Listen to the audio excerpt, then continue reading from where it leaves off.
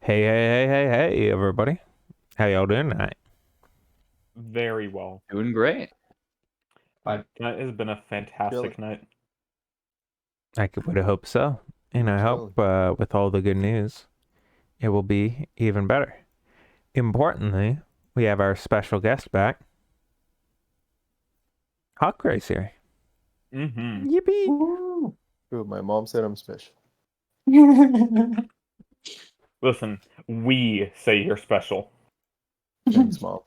It's because Wait a we minute. speak the truth. Anyways, very chill. Glad to be here. Very chill.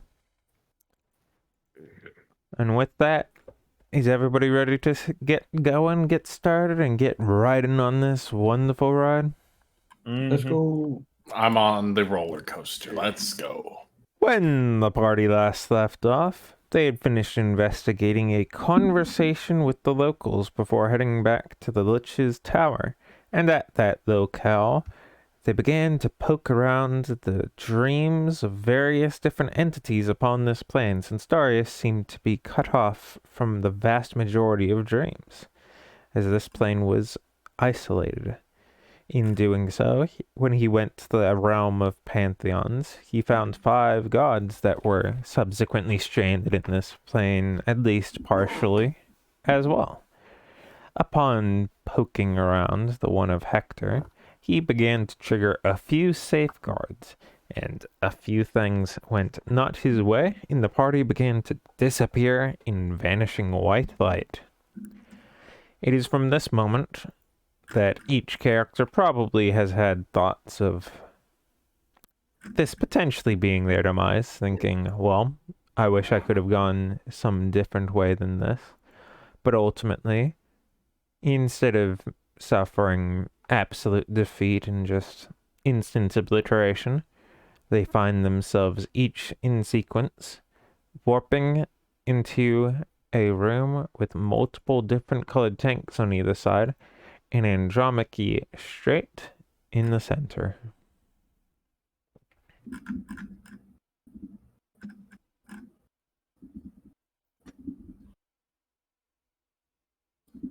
You.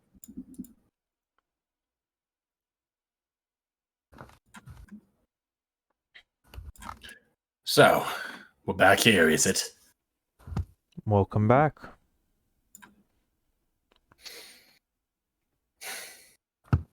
You are here so that we might clear up a misunderstanding.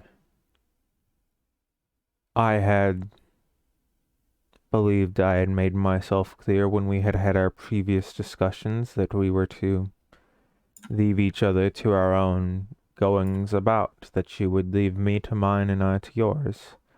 I am simply here. I've brought you here as the area you were in was one that was of tremendous difficulty for me to access, and as a result, this would be far easier a task to perform.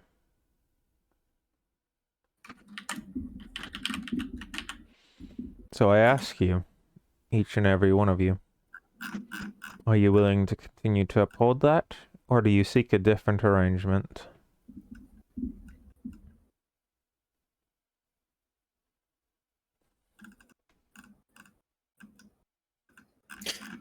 Darius is kind of looking at each of the other party members at the moment, not initially responding.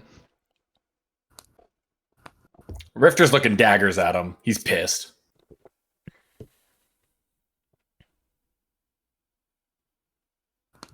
Zeus is just hand behind his back, just going to see if he can kind of summon a dagger into his hand. Not do anything with it, not with the intention of doing it, just see if it comes into his hand. It slips through warp space into your hand. All right. He's going to look at each other and just kind of like I'd say, I don't like this. One moment.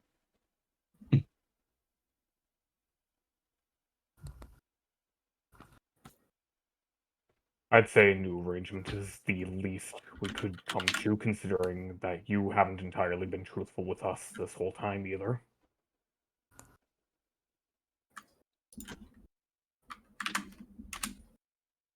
I have kept secrets, sure, but I have told no lies.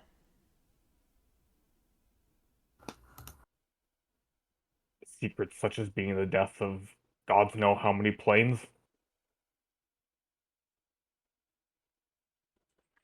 He just shakes his head.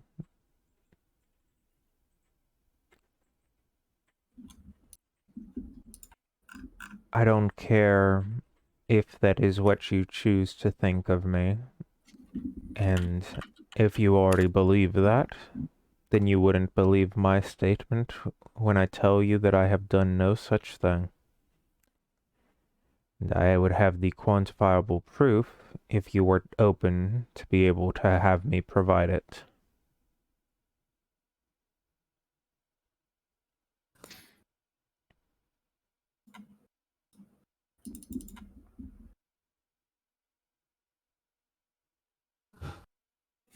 Lord turns about- to the others.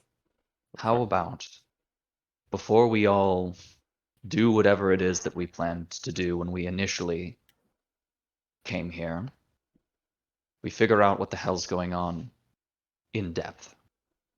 You haven't lied to us, and I'm sure that that's technically true. But lies of omission can be just as harmful.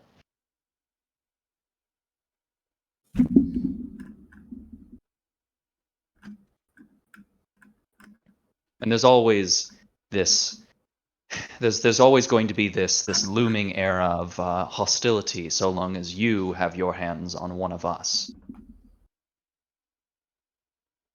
So how about if we plan to discuss a new arrangement, we do it all together? Does that sound fair to you, Andromache? He splays out his arms and does a slight bow. It does. And just before I do that, I shall be equally as transparent. You make decent points. I understand how one of my limitations is in how to effectively communicate with people such as yourself.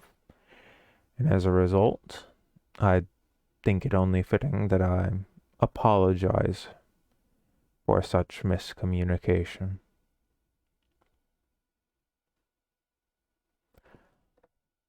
My purpose here is purely to reevaluate your risk to the program and nothing more, nothing less.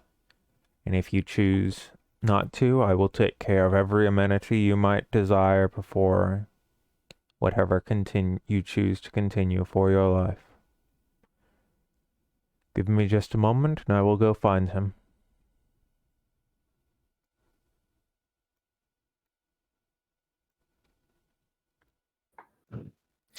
Good one, mate. He lifts open a door here and it travels through. You get a slight glimpse of more white rooms behind it. That was directed at Darius, by the way, as Rifter pats him on the back. He kind of nods his head a couple times.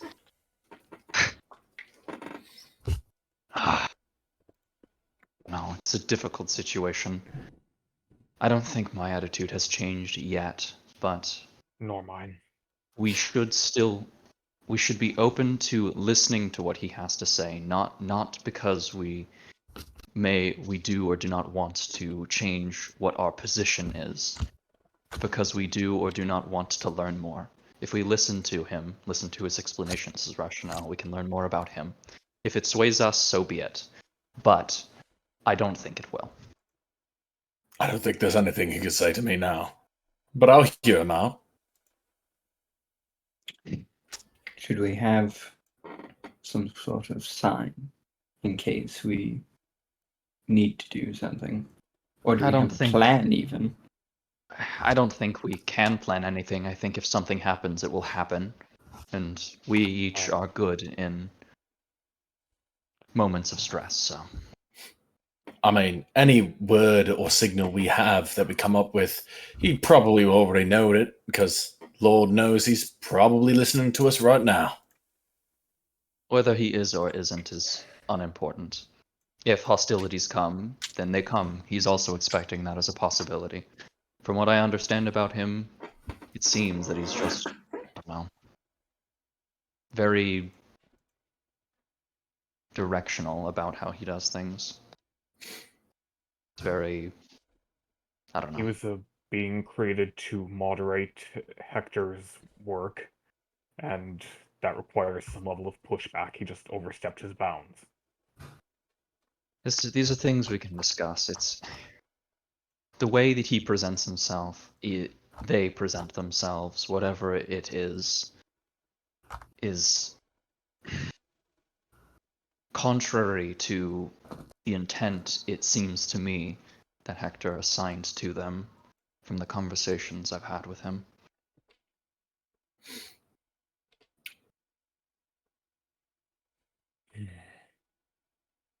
Just when I was discussing with him, talking, trying to learn more about him, the world that he lived in almost, the icon ripped from the fabric. The way he described it was that every time he tried to make worlds, to create things, he would always lose track. His nature of change was harmful in his ability to change. He would lose track of things. Lose track of things. Fail to finish something, and Andromache was the intent to stay that hand, to be a force of order so that things could change and not just spiral into changing to the point of non-existence. He just comes off to me as the ultimate pencil pusher, a bureaucrat. Someone who follows the letter of something, not the spirit. Or He he's gone definitely wrong. does seem like a monster of his own creating, though. Andromache doesn't seem to have thought through very well what he made and how it formats.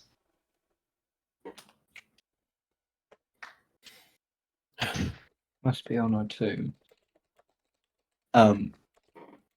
Zeus is going to kind of look around at the room and especially at like these things on either side, these big circles, and just kind of like, does he know that? What do they look like? What does it look like they are? Each of Things like those that. are large tanks of some sort of fluid. Most of them share a color of a light blue. Two of them are more of like a deeper purple.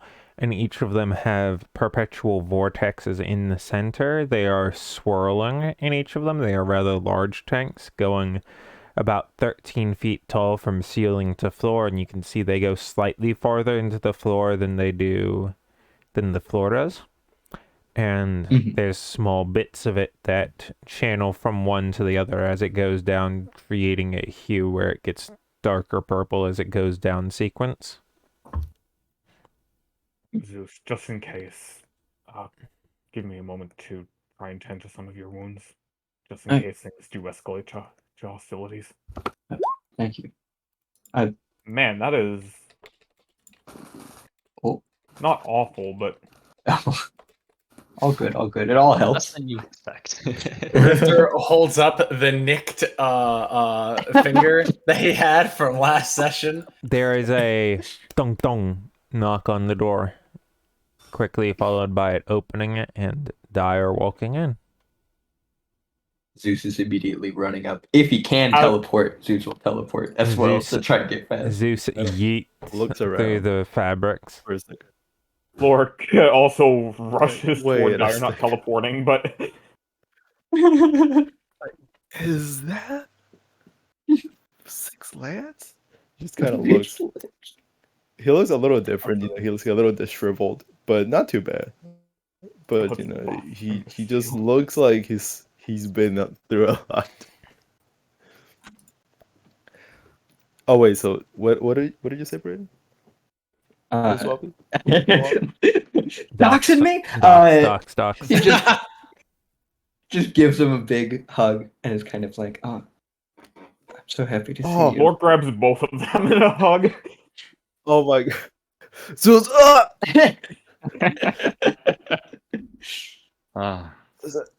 so good to see you. it's good to see you guys. Oh my god. I thought you were dead. I Us? thought the same for a moment, but Ugh. it's so good Yeah. to see you again. Ugh. While while Lorik has two blue boys trapped, Rifter kisses his two forefingers and like just taps Dyer on the head. And he says, "Missed you, mate." I miss you, man. Lord, Darius? both them down.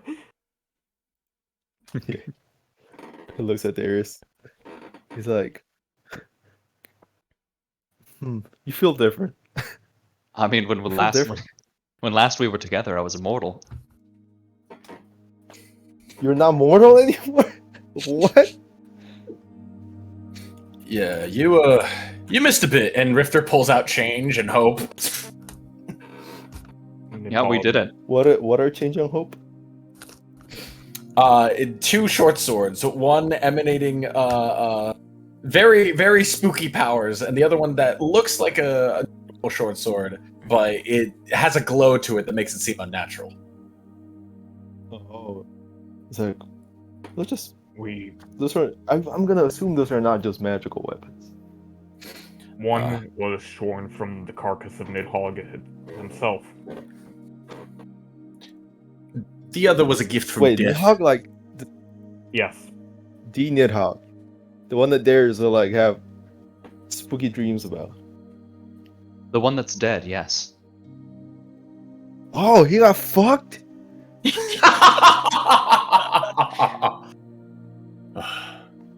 Missed ya.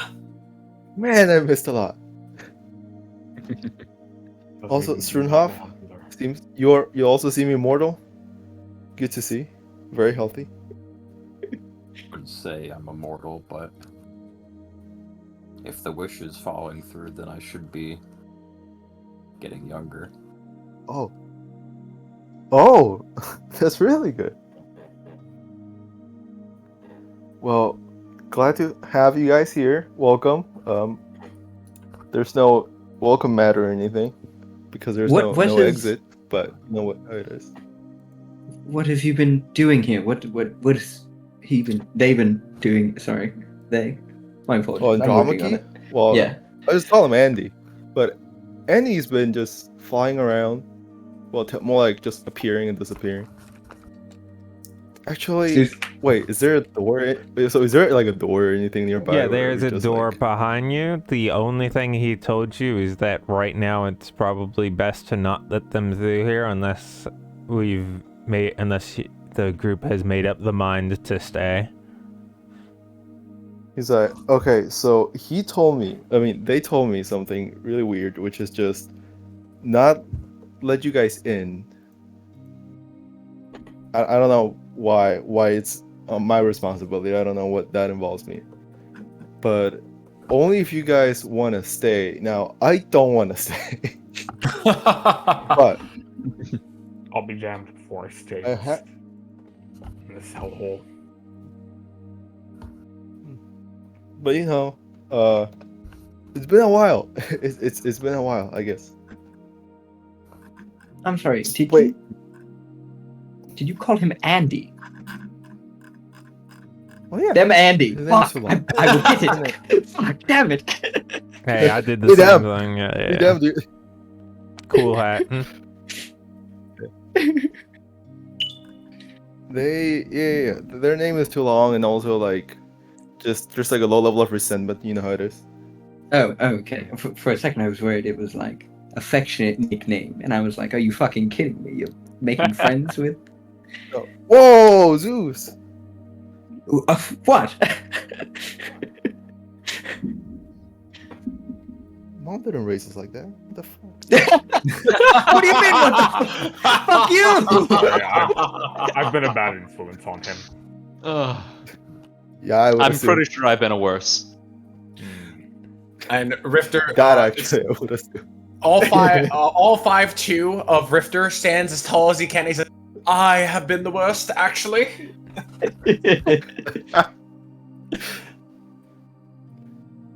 Yeah, we're all the worst. But you know, back to the matter. Andy, they basically made this no, not pocket. This is actual dimension that you cannot leave, but anything you want, he brings you. And it was really fun at the beginning.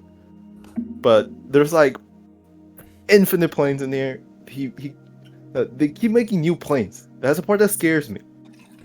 It doesn't matter what anybody does. It seems like Andy is in complete control. But also, you can't leave. But it's not that bad. And he looks a little confused too.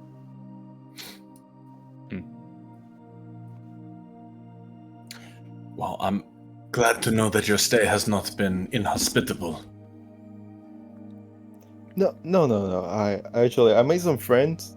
You know the guy that got me in here? You know the stupid guy in the bar? Well, he's actually not. He's actually pretty smart. and yeah. I mean, his name is Tyrion. And they also met this guy that he only talks in reverse and walks upside down, and gravity doesn't work on him, which I really don't like. What? But besides that, he's a cool guy. And there's just people from all sorts of different planes, which kind of means that Andy just yoinks people from random planes, not just ours. That is a word I didn't expect to hear today. Well, at the very least, we know he doesn't Well- kill them. Not that living No, in humans is everybody's better. fine, and Well, I think death is Actually- way too great a change for him to ever consider. Aye. probably. Zeus is looking at Dyer like, you are the only fucking person who would get taken to some weird shit and start making fucking friends. Real. It's just like, You- let's get this straight. We have been on a journey we went and killed a god. I almost fucking died. And you've Wait. been here, anything you wanted, making friends? I mean, what else is he supposed Yes, to and I do hate here? it. This fucking guy. It's not like Ugh. you can leave. What's wrong? That's true. It's not like you can leave. Except- what else is he except supposed to leave. do? Yeah. Well, you can't leave. You can do basically anything because anything you do here, they can control. So it's not really a problem for them. I tried to escape multiple times, but you can't exactly escape from reality. And I tried to like. Here's a scary thing though. It's like there's a plane where people just don't die, because those people just either come from a place that they're immortal, or they just don't want to die. So Andromeda makes them not die. So there's like a plane where everything's perfect, and there's a plane where like nothing works because people there, that's what they want. They just want like pure chaos. And so yeah. Hmm. And of course, Which makes that- everything kind of suck, you know. And of course, it's all to the tune of the machine god, whatever it is.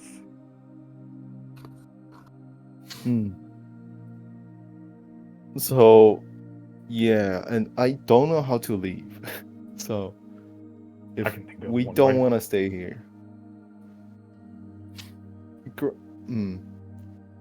I'm sure they will have a lot to talk about. They talk a lot. They might want to keep us here because it seems like they yoink people when they get too smart or something like that. So when people become too powerful, Andy comes in and it's just slurps you up like a bean.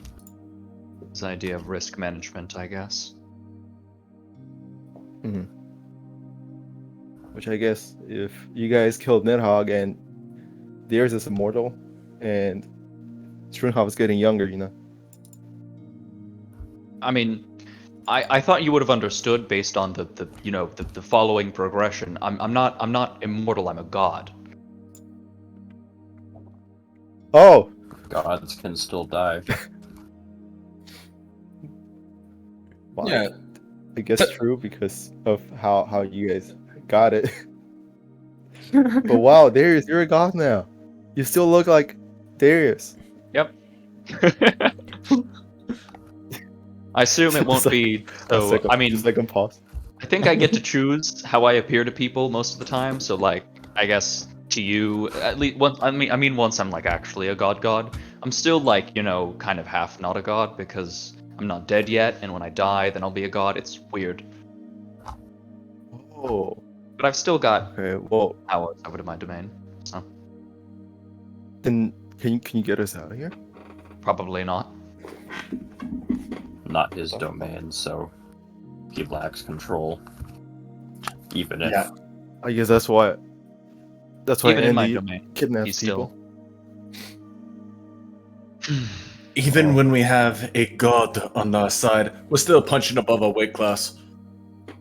Aye. No, definitely. You should Well- have seen what they can do. They literally pop into the void and they just fart and a plane exists and people walk into it. When haven't we been punching above our weight class, though? Yeah, that's what I'm saying. Gary's kind of puts his hand on his lap. Listen, we will always be punching above our weight class, and that reminds me, our finally we've got an opportunity to punch down. We need to get back to Perun so that we can get Seiron and get that fucking bounty. Aye. Yes. I was like, this is what y'all like. Where the Dia, it's so much gold. It's so much gold. how much gold is it? 10,000, wasn't it? Oh, That's a lot of gold. I remember it being 50. Ah, right, 50. It was at least 3 gold. I do remember that. Not A wrong. lot. look, it's enough to pay rent. I'm good with it. It's Did enough we to ever pay finish rent paying in for the the house? palace. Anyways, yeah, look, I would. It's You hear it's that, been a long boys? year. I really want to get out of here. Fate's knocking. Well, before we get out of here, we've got to, I don't know, discuss with them about the reason they pulled us here. So, Well, it's been a long Oh, time since we've been able uh, to get an audience like this, so we shouldn't throw it out. Make it count. True. What would we even say? So we'll figure Wait, it out. why are you guys here again? I don't tried necessarily. to. Shush. We don't know how much they know about it, and information is a currency here. As of right now, I think the Okay. best we can say is that we spoke to something we shouldn't have. I did, I should say, and it Oh. caught their attention. I see. Okay. I'll fill you in Then entirely once we're how- out of stress, though. No, yeah, that makes sense. So how are we gonna convince them to let us go? I tried. At one It's- time talked to them for 16 hours straight. He was surprisingly very good at holding the conversation. And he was Dyer surprisingly very might good. try at to. talking bullshit. Dyer might end up trying to convince Zeus that he's not friends with him, but Andromache tries to be friends with just about everyone here. Mhm. Yeah. So Dyer does say that he's like, and actually, Andy, they kind of try to be friends with everybody here. They also cater to once again your every need, etc., etc. So in a weird way, I truly believe they think they're doing good. What better way to maintain order than to make sure that those in your domain don't rebel? They can't Maybe. rebel. So, But Even yeah, the that's the thing. We attempt can't. it's the even least the he could do attempt. is treat them well. We've accepted Alright. from the beginning that we weren't dealing with evil or good. I don't think we should start expecting it now.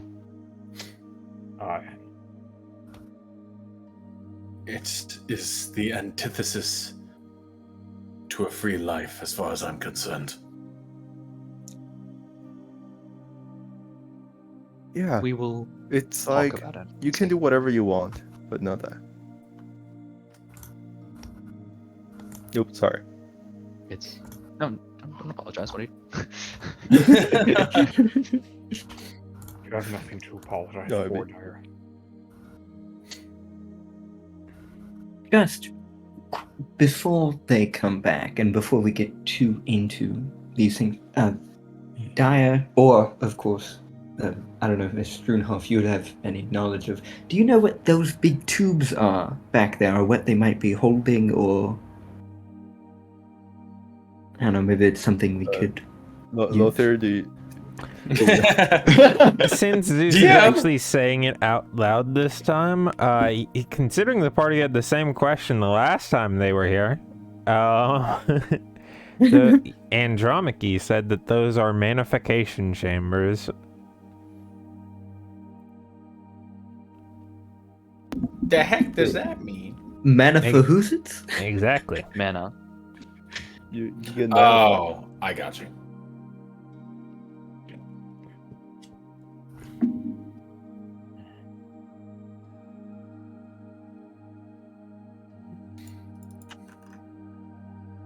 Just realized my Roll20 was close. But I figured what was happening. Generally.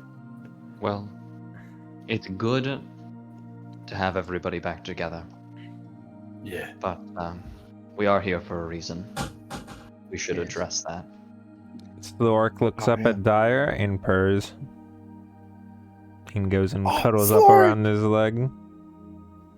For a moment, I didn't hear the S, and I was like, I what didn't either. the fuck? What did Lord do? Quick pet lore. Darius puts his hand on top of Lorik's head, immediately starts cooing. You really need to get a fucking step stool for that. He can reach up True. high. He can put his Yes, hand but on for- his I head mean- by like God. just straight I'm up. sure he can. Get He'll figure two something out. chairs He's a god. stacked on top of each other. The throne of the gods. I am the storm. Does that mean We're that gonna the get party used says you're okay? I'm good to go. Yeah. Darius makes his Dyer way back up to the shows big Zeus platform. some like new. As they walk, Dyer's like, "Yo, check out this new trick I did." Etc. Like he's been training. That's fucking So sick, sorry. bro. Did you just say fucking sick? What happened? Yeah. Look, I've been trying to pick up on some. I'm trying to be like nicer to people, I think. And so it's like, these people, they said they cared about me. I couldn't believe it. So I'm trying to be more likable. It's something I heard some younger thieves in the guild say. I'm sorry, mate. Yeah, I made him yeah. less of a bellend. Thank you for making him less of a pain. Oh, Dyer, Rifter, do you still have cocaine you can give some to Dyer? Can we wait until... Oh, what? Yes, of course. Yes, sorry. What is our plan? Stab would talk our way out. You know, the usual. Okay.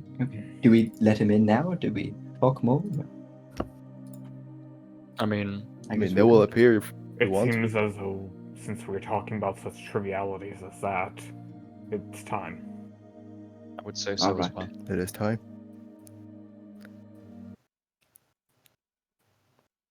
And Alright, just kind of shouts, Andy. Dad? They gently open up the door, walk through, and close it on the other side. Oh, it's that way. They then walk forward and simply sit down on the ground and say, "If you would like, I can get you seats or any other arrangements, whatever would be most comfortable. If you would prefer to stand, that is acceptable as well."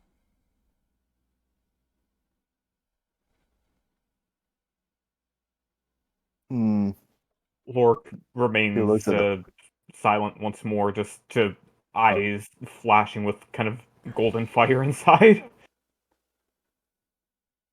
I think we would like to stand for now.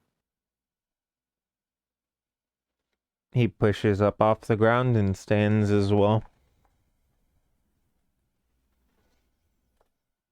His frame is one that is bigger than most of you, probably about the size of Lork, if not just a touch wider, but clearly much heavier and not leaving too much of a trace when he walks. It's not like his footsteps clatter and ring, just simply that he is a construct made out of such metal that he bears weight as he moves, performing the action, before he begins to speak up some more.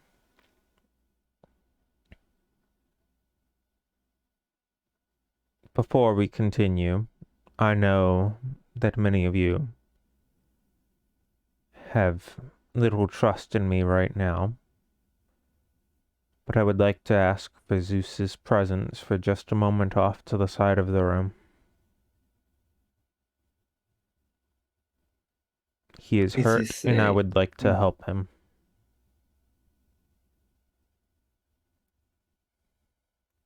Zeus is going to kind of look at Dyer and be like, "Can I trust him?" There's like, they're safe. Or them? Fuck, one of these times. Hey, Okay. I'm the DM, and I make the mistake too. So Hold on, Zeus. I don't mean to be the arbiter of your consent, but and he looks over. Help you is incredibly vague, and you already admitted that we haven't that you are aware we don't trust you. Surely you can see how that does not help. he was harmed by those creatures down there, and there's something both in and missing from his mind, and I would like to help rectify that. All right. And he looks at Zeus. Now we actually know what he's doing. Is Is that now an why? enemy to you. Is that But why you still- tried to take him earlier? It is.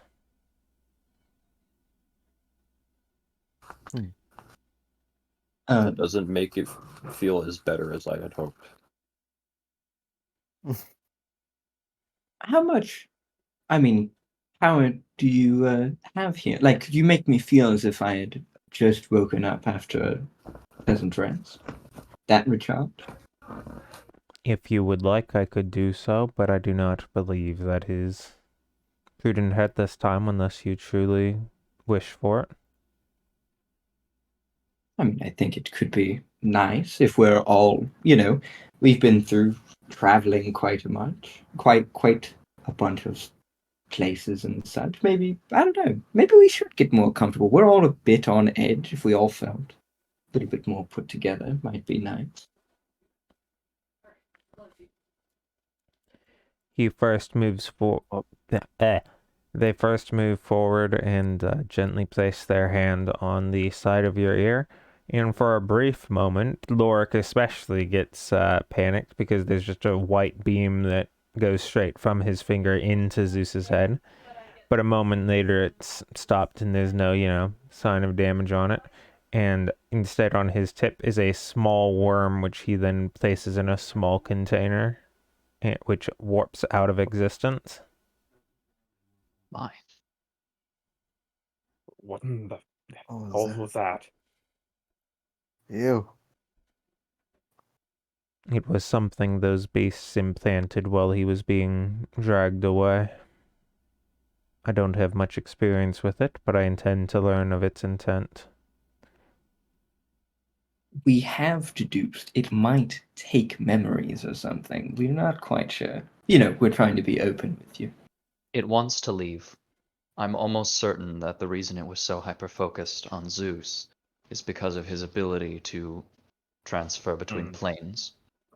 That Almost plane, as I'm certainly. sure you're aware, is, very difficult to access one way or another. Here I thought it was just because he has innate psychic abilities. And The two are one they and the seem to be same. psychic.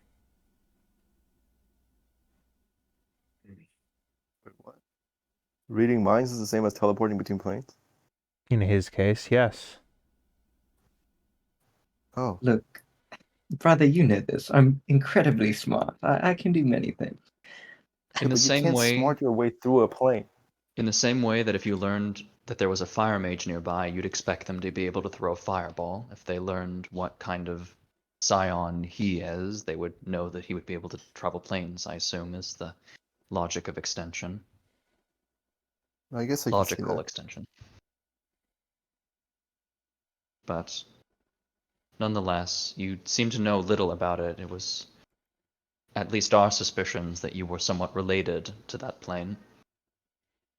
Oh, I have Seems too much convenient. knowledge of it, but I have 3 tenets by which I must try to abide by in order, and the third of those is to be minimally disruptive. I can only interfere when when something else interferes with the other 2 conditions, and as a result, I have been unable to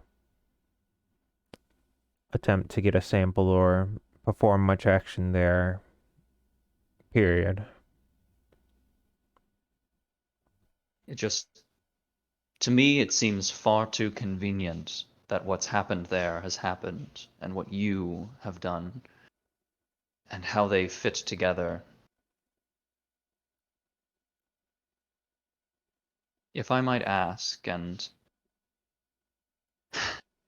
why was the original reason that you locked Hector away? What was the first source of it? Because he Although I asked. suppose you might disagree. What do you mean he asked? He wanted to rest. He asked for me to put him to sleep for a few thousand years. I did. He awoke, I asked again. He provided the same.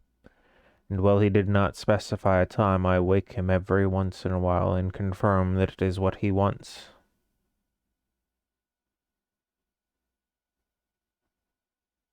It may seem like far too distant a time for someone like you, but given his age, I see no problem with it.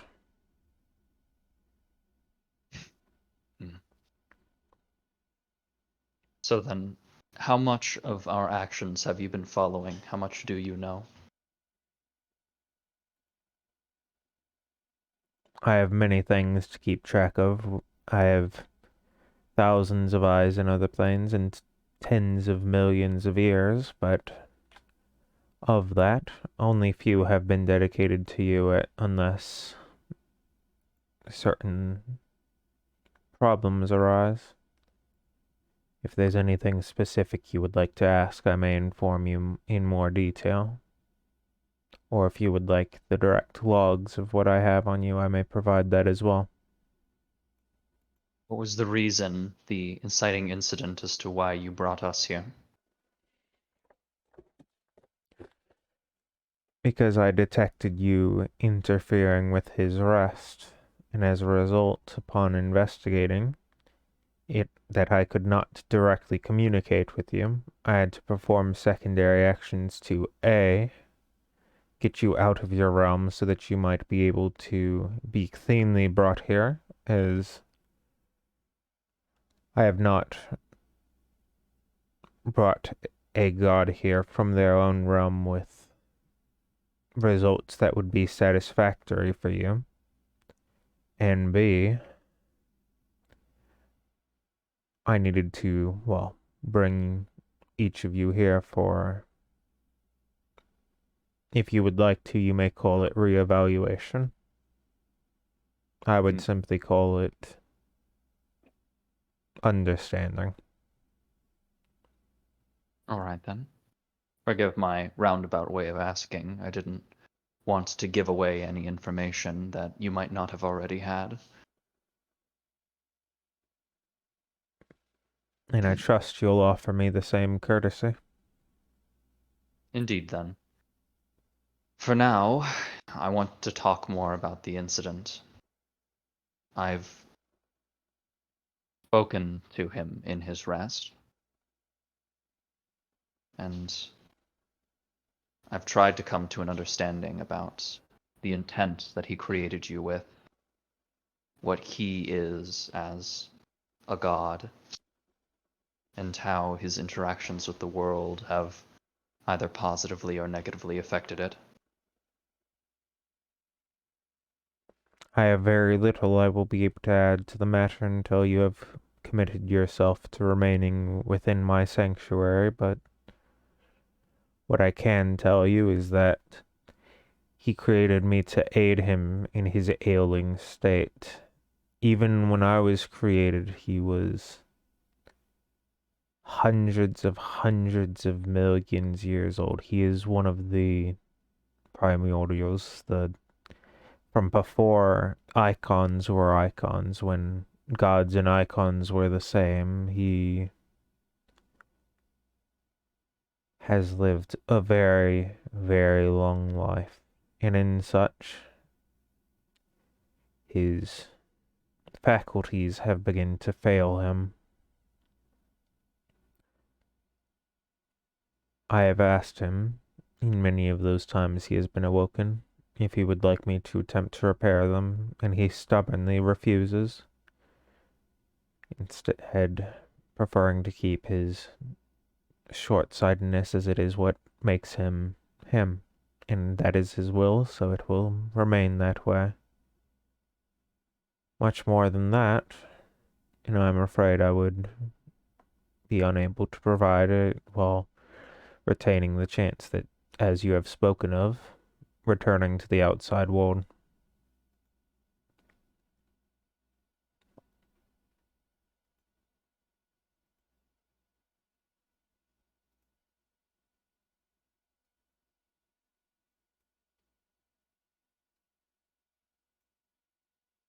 So, as I understand it, as a newborn god, and help me if you will if I get something wrong, that as of now,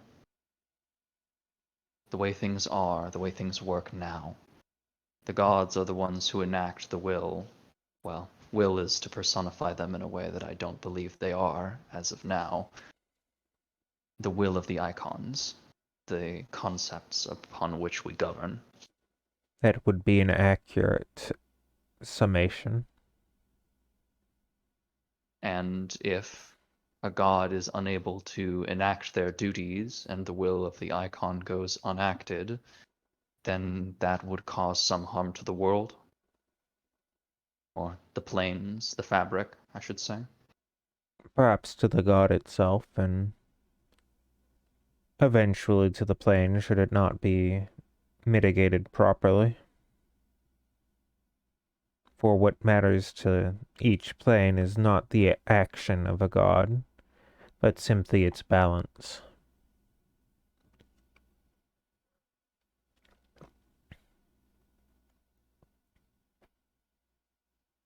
For example, there are many planes with no sun nor moon nor sky, and as a result there is simply balance in its absence.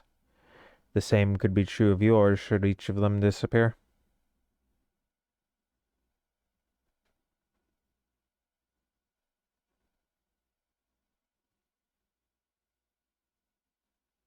We all, at this point, understand that Hector is a god of change.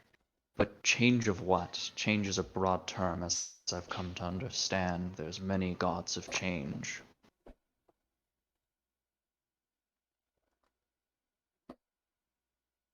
Change of the planes themselves. Change as the passage of time, the ever continual motion of the future and of creation.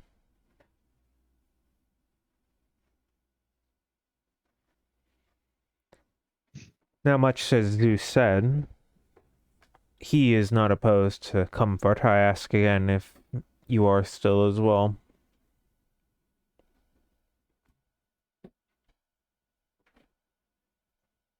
Fortunately, I don't think you can offer me any true comfort. I am comfortable where I have control. I've lived far too long under the whims of another.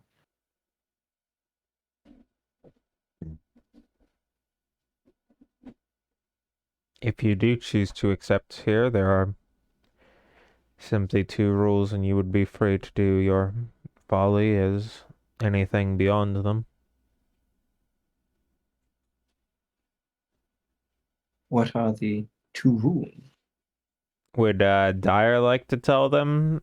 If he doesn't remember, I can tell him, and he can say it. I remember one, but can you type them? Sure. I think it'd be really funny if Tyre piped up. I remember one. uh,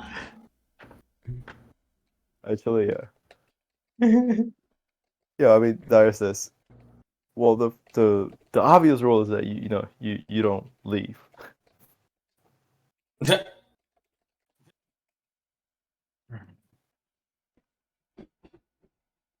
And but the main reason we can't leave is because when you come here, you learn a lot about how Hector works, how this plane works, how Andy works, and once you leave, obviously you will run your mouth. Maybe you'll get drunk and you say something, Or or you go simply to a he bar he and somebody he pisses a cuts bed. in and just says, or simply exist in the presence of someone who absorbs such. When I told you many times ago about how the less you knew, the better, I mean that still in truth, even now, the more of this you learn, the more it puts other entities who would be at odds with me at finding you and performing unsavory acts. Mm-hmm. And the other? And the other rule, I think, oh yeah, just don't go and mess with Hector, which is pretty obvious.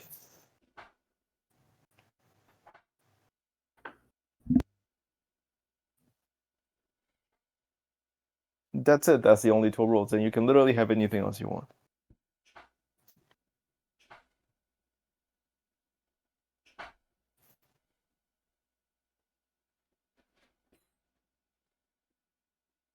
Sorry if my internet's a little bad. Oh, you're good. No, Oh, it's no, not. that's fine. Just thinking. It's a complicated situation. The party's allowed to wait. So, You say that you've woken him from his rest, and every time his desire is to return to it. And I'm not sure if what it was that I visited is representative of his state, or if his rest is an idealized version of himself. But it seemed to me like he was unaware of the state he was in.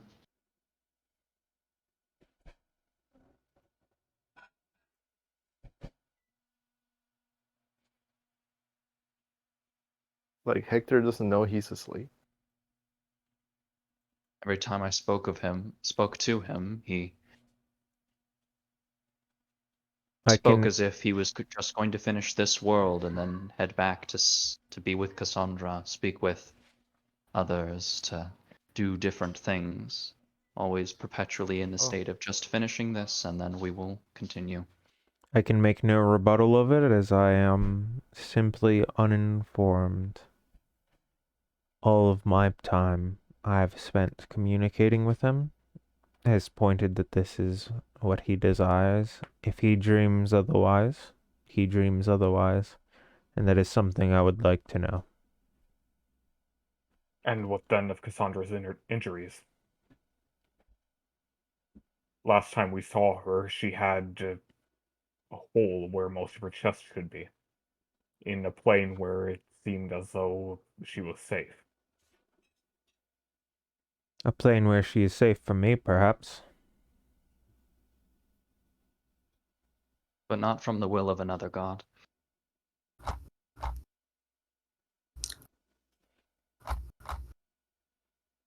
Hmm. do you trust your follower? Oh, what was their name? Paris, I believe. I do. He is Would you simply in mind? the room behind me if you would like to summon him. Oh, maybe not I quite think yet. that would be rather enlightening. Oh, okay. Do you know what he got out of, if he's grown in power or anything recently? I know that he has not, and I do trust him, for he's a splintered shard of my soul. He is a part of me that I quarantine certain actions to. Much of my savagery and some few bits of my curiosity go into him. so that I might Well- continue to run things properly. Curiosity can be quite a dangerous trait to have. As can savagery. In too much effort, yes, but small elements are required of both to be efficient, to find the correct solution and to be able to do so. But again, intemperance. I wonder how many other parts of yourself have you excised? How many parts? Many, but only to 5 others.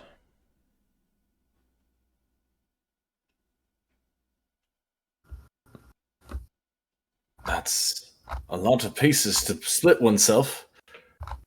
What does that leave you with? With billions of years of experience. If anything, I should have split far many more times.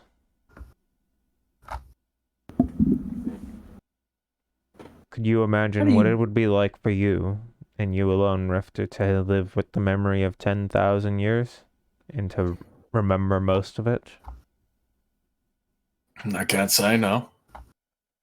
Do you think if you could split that in half and simply have 2 of you with parts of each? Maybe if it was just me, living my life, that'd be one thing. But to govern, to rule as you do, I believe that requires all my experience.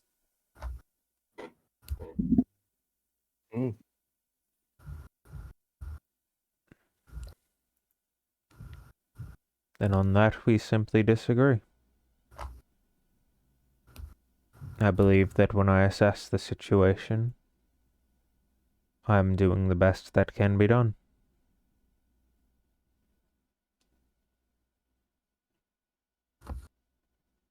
As it stands now, from what we've spoken, how do you assess us and our risk?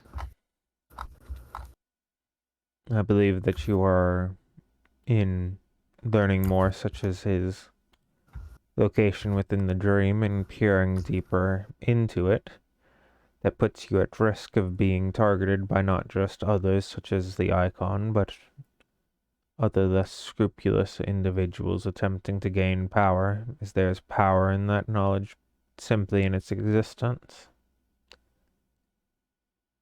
Not only would that be bad for you, but of course it would be bad for me. So then you only have confidence in your own strength to safekeep it. No.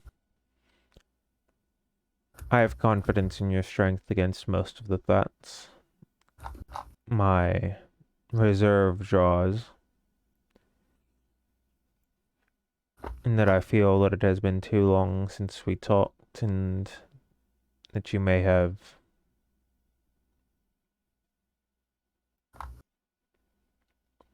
forgotten our arrangement. I don't believe any of us have forgotten our arrangement. It's more complicated than that when we learn things. When new information is introduced, mindsets changed, I'm sure you're aware.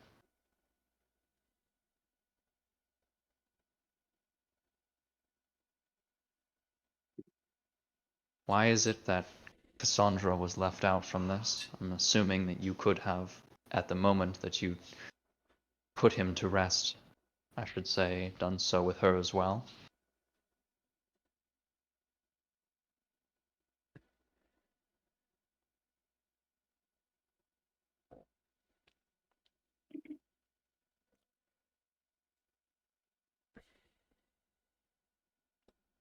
He's running some thoughts for you. It rather, to me, just seems drastic, the level of contention between the two of you when you seem more than willing to speak with us.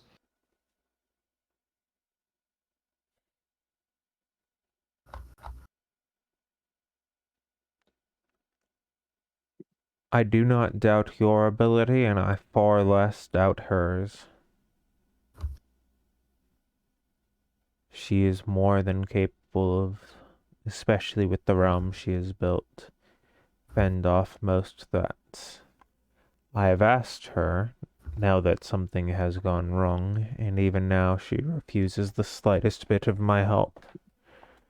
And at the time, and as is still true now, I am still bound to listen to most of her requests, bar the ones that break my oath, and those seem to be the only ones she repeats to ask. So then it wasn't you or Paris that caused that wound in her. No, it is not. Nor am I able to ascertain who or what, for she continues to deny me access.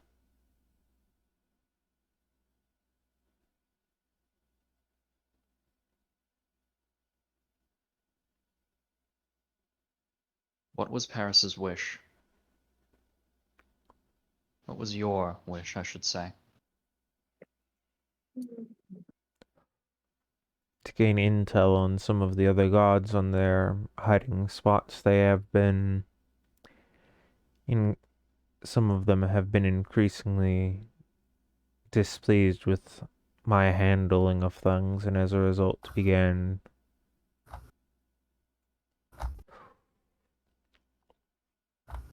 sorry, I need some water. And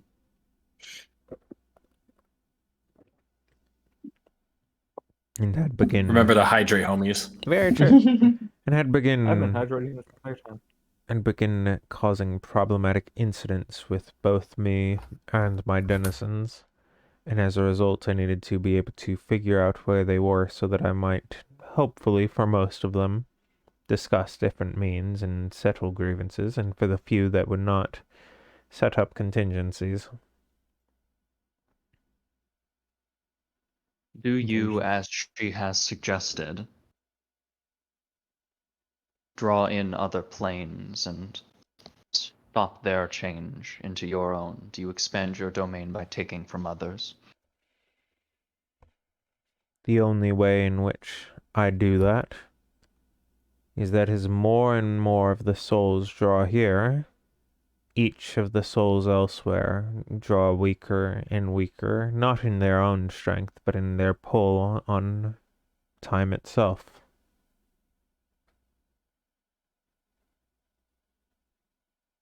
If there's So only simply by so much, nature of you. if there's only so much sand on a beach, the more you prescribe to one beach, the less there is to the other.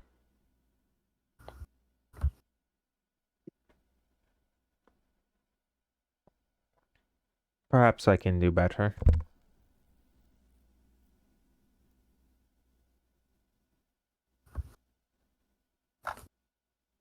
Each soul intrinsically draws on the existence of its plane from a constant, ever-filling reserve that, barring a few almost calamities, is always present and always unilaterally consistent.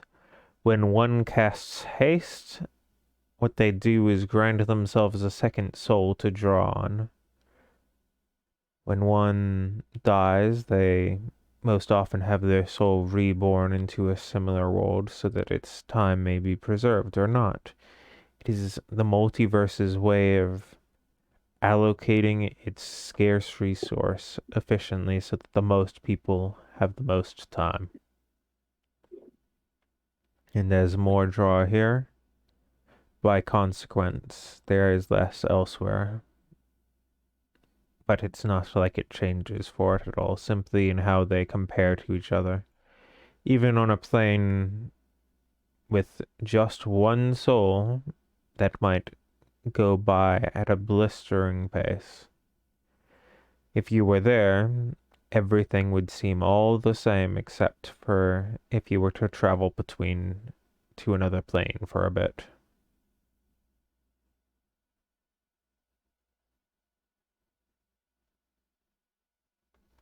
That brings me then to, do you know, I've read records on what happened with the plane you pulled us from?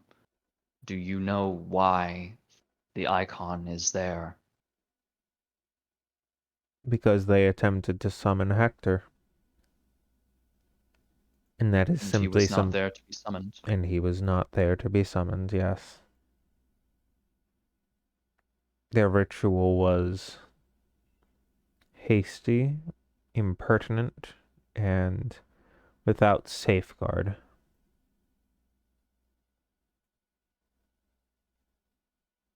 They had no plan or reserve for if something went wrong.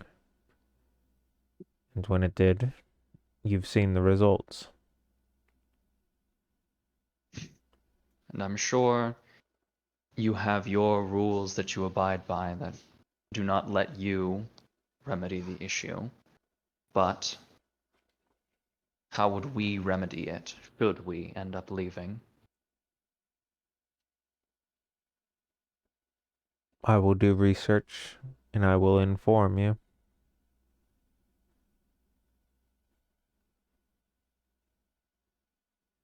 I don't have much more to say or ask, but I have an additional request that might be too much.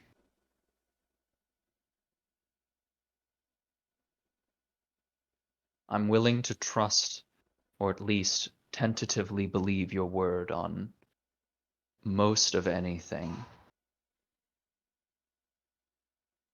But the will of of Hector himself is something that I hesitate to believe from anyone but them, but him. Thousands of years pass here before even days might on your plane. If that is a concern of yours, you could always simply wait, and the next time I awake, you might ask him yourself. When was the last time you woke him? For me, about 4,000 years. And Tim? For him, about the same, but for you, perhaps 3 weeks.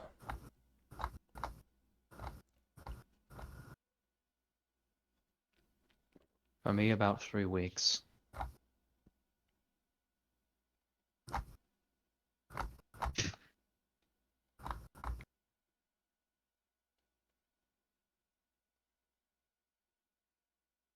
Is it too much to ask to wake him now?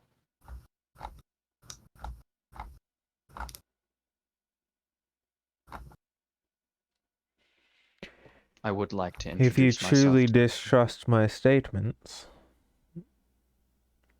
then we shall figure out finer points of a second deal.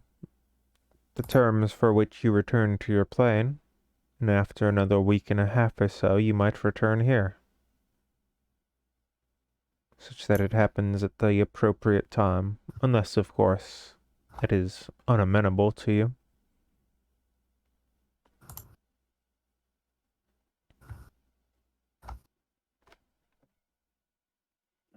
But please, Darius should not have, as much as he may be the speaker for your group, he does not speak with the voice of you all, at least not yet. Indeed. And he simply gestures to the rest of the group. You've certainly given me much to think about, but whether or not you have for the rest of them is, at this point, your problem to deal with. As he sort of cedes his space forward.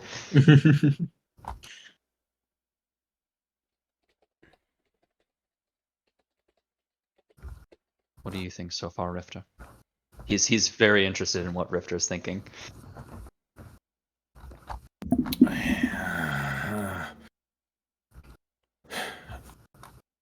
I agreed to our original propositions based upon the fact that it seemed amicable at the time, but given the new information that he has provided, I can't say I'm still convinced. The suffering that we saw from those gods, I don't see how we can overlook that.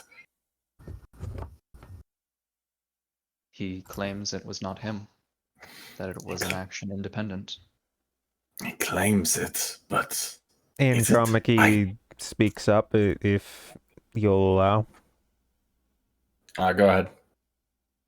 I make no claim to most of them, only to the god of storms.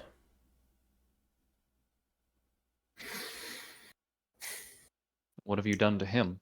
Why is he... He threw tantrum upon this realm and began endangering the lives of millions. As a result, I have attempted to withdraw his power in attempt to continue to communicate with him, but as is the case with the god of storms, he is very unreasonable. Well, whatever problems you have, it is still negatively affecting our plane. Something I intend to remedy. Most would be unreasonable when being flayed by their own bolts.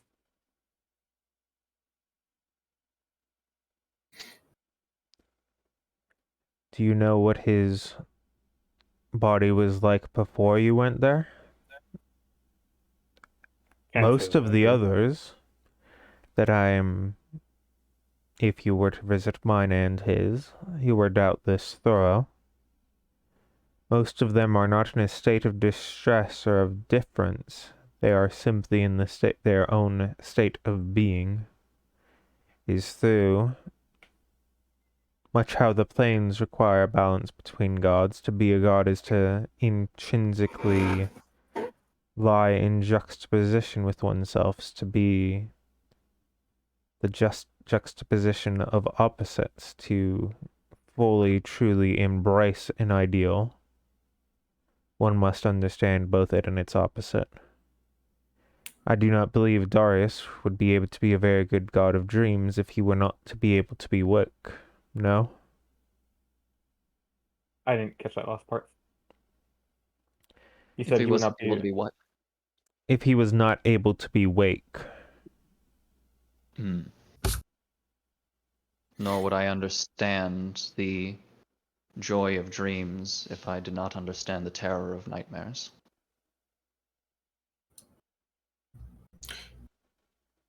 Rifter walks up for a second. He looks at Andromache. I have 2 questions.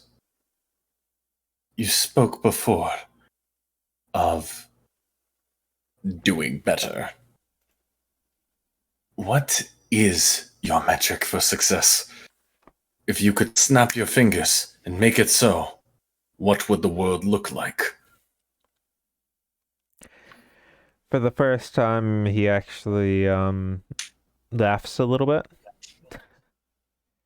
Sorry, they laugh a little bit.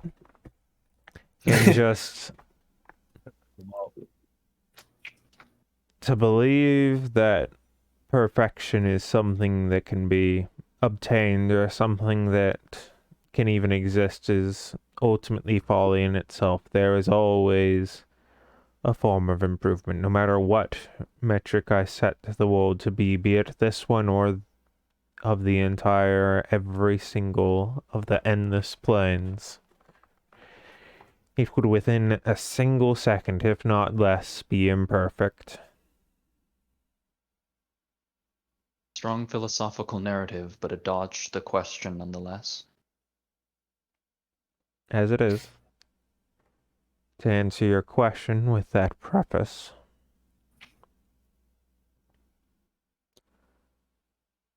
I would quite simply make my life easier, not simply through my own lack of diligence, but because I understand the reason for my third imperative is that disruption is intrinsically problematic.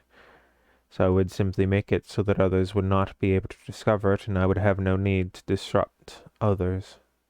To be able to let others exist peacefully in whichever means they can, or not peacefully, whichever way they can, would be my ideal situation, and thus would I try to recreate in what limited capacity I can within here.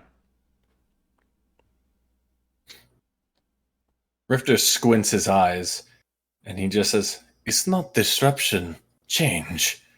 It seems to me a bit counterintuitive to try to limit disruption, as you put it, when change is disruptive, is it not?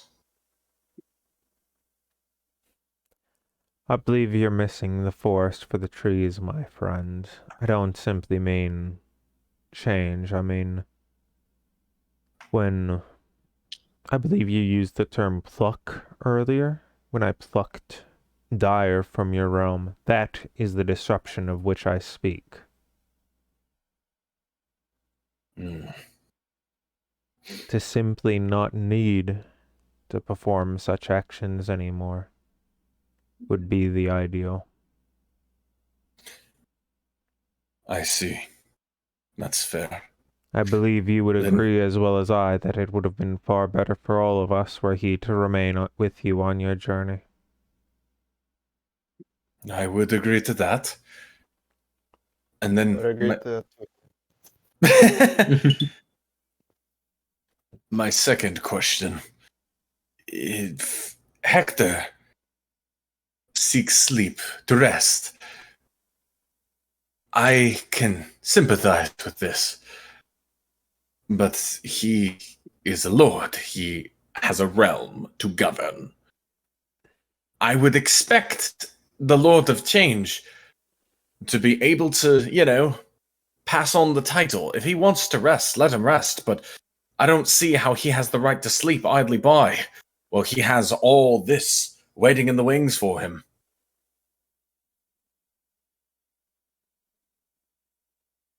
I guess what I'm saying is, can he not abdicate? Can he not give it to someone else? I know that's part of why you exist, but to my understanding, moderate and doing the job are two separate things, no? Once again, very valid. And yet ones with equal concern and measure. While I may have taken on many of his simpler responsibilities, in the broader scale of things, I am to leave the planes unchanged and simply changing by their own merits.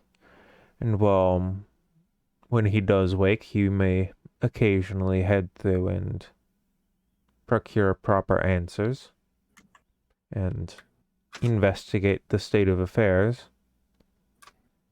Much of his reason for sleep is that he no longer... I can't say that he doesn't believe in himself, but he believes that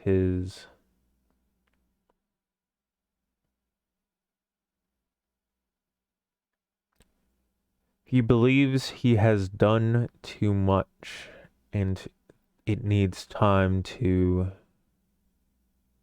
work its course so that his change might be once again satisfying, once again meaningful, once again more than the act of simply doing his job to perform it, but to once again have it be something that brings him passion. And as such, he dreams of being able to build worlds from nothing, much like he hopes to eventually do one day. Once each of these realms and planes is long since eroded into the simple absence of time, abscess of time, that is when he simply wants to reawaken, once he and I are some of the only things left in existence, so that he may start again. Much as he did the first time. Rifter is outraged by this answer. He looks down and he says, "It's cowardly. Oh, so the job's too hard, so I'm going to wait for it to be easier." Perhaps, understand. if that's how you choose to view it. I understand not believing in yourself and failure. I failed most of my life, but that does not give him the right to run away from his responsibilities when there are people who need him. Countless souls. And If even more than anything, that, one who Rifter... loves him. Oh, go ahead. And even more than that, one who loves him and has been tossed to the wind almost.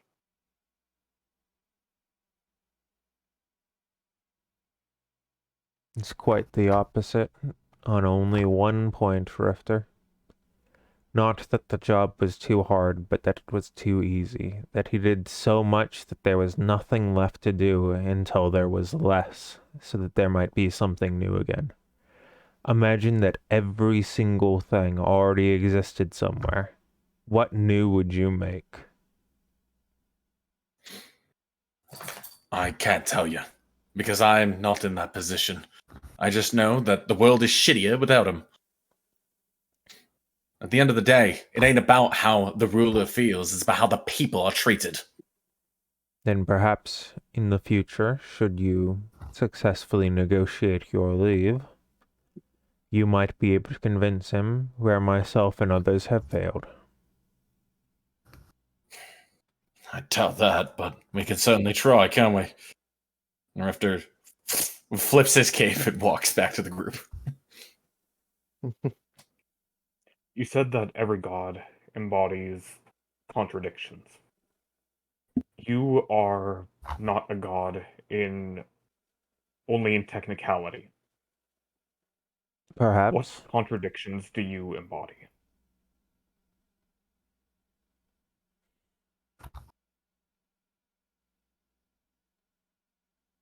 I believe it's one you've already pointed out multiple times. To uphold the status quo of change.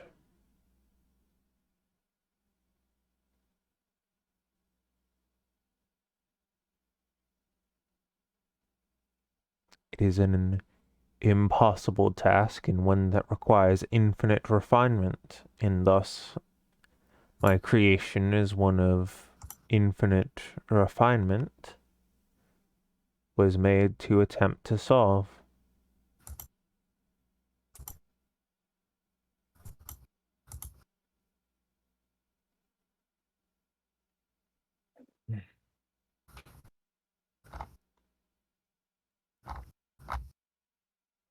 As I see it, it's not something that can be upheld. As someone dear to me once said, order is not something that can be forced onto people. And everything you've done has been that, as you pluck grains of sand from each beach and bring them to your private collection here, and slowly rob each world of what it is. That isn't change. That isn't order. It's stasis. On this, we completely agree on all but one point, Slork, yes. It is, and it is the reason why it is the one thing that I wish I could change, as Rifter asked. Should I be able to change any one thing, it would to not have to do so anymore. Second, Have you not? I agree. It likely is an impossible task. But again, like Rifter, what would you have me do? Give up because it is too hard a task? I must try nonetheless. And try with ever better, ever more consistent results. No. Rather, I would have you step aside and let the people of each world decide their own fate, because that is the only way that change can be preserved. If there is always a hand, a pair of eyes, looking down and shuffling the pieces around every time something changes, people will one day start to try and find out about that hand, causing that hand to need to shuffle more pieces around. And as long as you perform this task, it can never be completed. I appreciate the great respect and confidence you've placed in me through these statements, Lorik. But unfortunately, you do overestimate my existence. I'm not there to play referee or to place pieces upon the board. Simply to bring the pieces there so that others may play.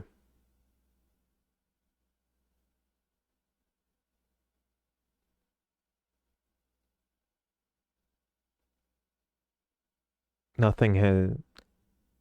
Everything that you have experienced in every point on your plane and hundreds of others is done by the meticulous upkeep of ensuring that change might be able to happen. Dying. Understandable. Mm-hmm. I'm gonna get water I after mean- this monologue. Gotcha. Is because of the continual meticulous upkeep in each and every place such that those might be able to make those choices. Actually, I'm gonna go get water before it because I'm croaking. I'm gonna use the bathroom too You while you good? do that. Okay. well, there's is- gone. God. This is way more complicated than I thought it was going to be. Yeah, I guess I'm just like, from what it sounds like to me, is his job is less authoritarian than I had anticipated. So I'm not sure how to go about this. I've got a couple lines that I Oh, have he's a cool guy. in my head. Like I can't. I don't. Sorry, not I can't. I don't want to say them yet because like I've already talked a lot. I agree with I that. Gotcha, gotcha. I'm just like, well, it sounds, at least from what it sounds like a lot of his, I guess, influence is not directly like, smiting people like a god, but oh, this guy found out a little bit too much information that might jeopardize the realm. Okay, you're gonna stay with me, buddy. That seems to be what he's kind of been doing, and a lot of the suffering that we've experienced has been people pissed off and getting caught in the crossfire. That's what it sounds like, at least. That's a decent summation of it. Which, That's what yeah, I've been told. like you can say it wouldn't be happening if he wasn't doing it, but at the same time, can you say that that makes it his fault? Well, yeah, that's Rifter's perspective. Rifter still doesn't like any of this, I mean, No, obviously. but my perspective is I'm trying to figure this. I mean, I've had 2.5, almost 3 years, like being able to develop this. He's got his philosophy. It's been a very big part of a lot of things throughout the campaign. So, Okay, ask him if he knows about Alden's number. We'll get him on this one. oh yes, I remember that. That was the critically acclaimed sequel to Elden Ring. No, you fool! I made it the fuck up. That's how I know you're lying.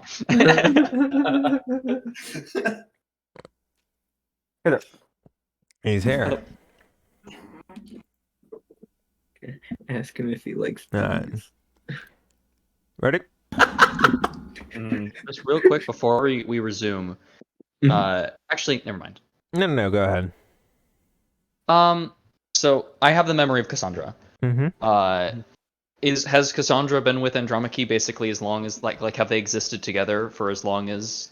Basically, Cassandra existed? and Andromache probably existed together for like 3 days of Cassandra's time. Okay, so Cassandra was created and then No. existed. Andromache was created, and then like 3 days after that, like they went their separate ways. Cassandra existed long before that, but memories of anything that's not super important then have long since faded away, and only important memories remain from that point, like first meeting Hector or like, starting to exist, stuff like that. Okay. The general gist is Cassandra fucking old like fucking like yes. Hector fucking old? Yes. Okay. Yes.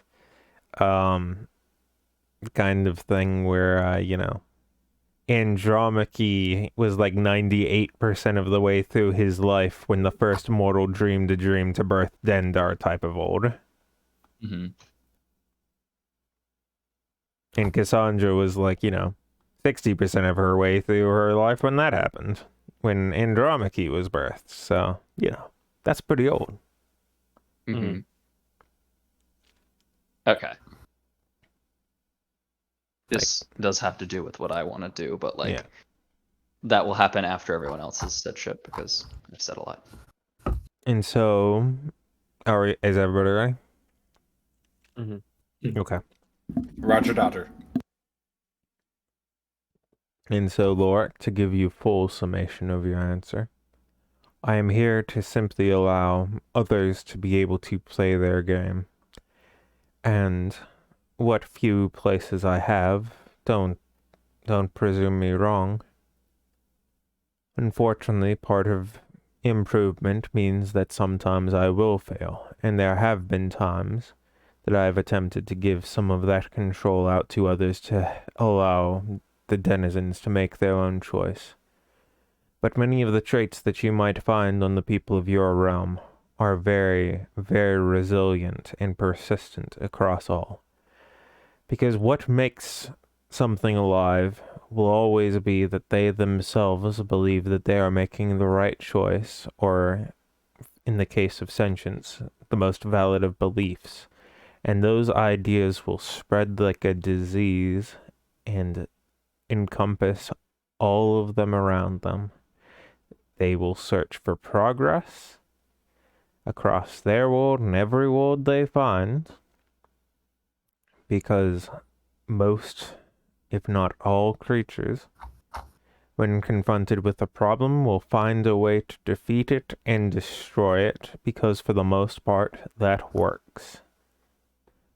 The beast would build up a horde of pelts, and it would succeed because every new wolf would be a new chance for a new pelt, until one day there's a wolf that's just too big, and that's where that solution falls apart. So forgive me if I no longer trust for people to choose their own fates when it comes to the very management of their own world. For it has had nothing but disaster in every case prior, due to nothing but their own greed and their own choice for power.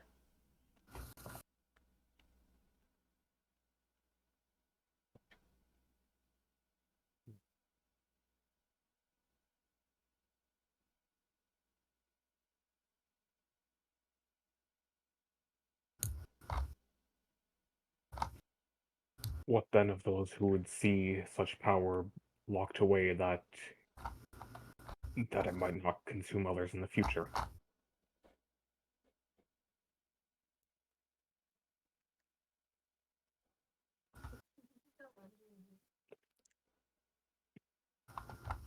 I hate to be dismissive of such an argument.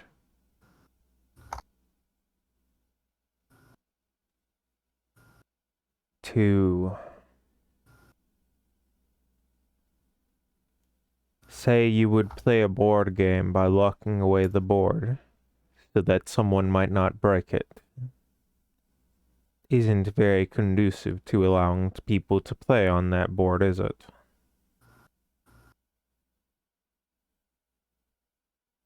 The very nature of the power means it must always be being used, being utilized, being refreshed.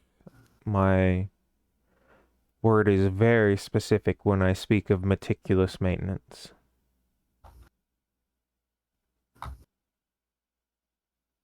If it is a power that lays dormant, it is one that ceases to allow for change. It is the reason for my creation before he went to rest, for he knew that not only would he be unable to awake, but that it would doom the rest of the multiverse.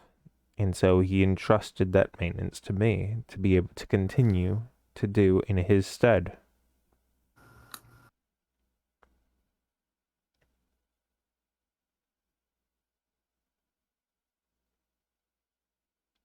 There are others, not unlike yourself, who attempted to make similar statements, who convinced me to run small trials, and in each and every one of those 437 attempts, it always devolved, sometimes shortly, only a few years, others after 1,000, but none of them had the longevity to breathe life through that plane.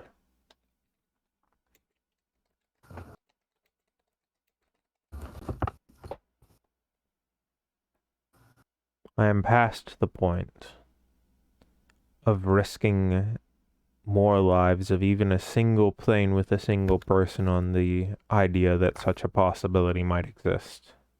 It is no longer worth lives to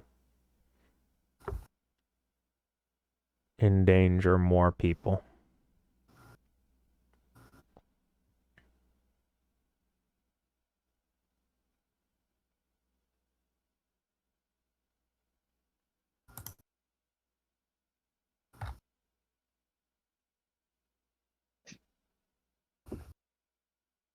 And what of you, Schoenhoff? I know you have conflicted feelings about what Cassandra may have told you about your mentor. Of course. I mean, it feels like I've gotten answers, but at the same time, more questions. I can give you more answers before or after you ask more questions. Which would you prefer?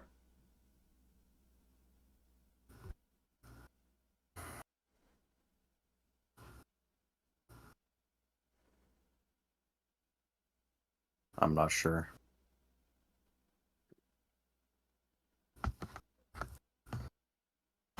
And when you have made your mind, I can either tell you what parts of the story you may or may not know, or you might simply lead to ask a question. You need only tell me when you are ready.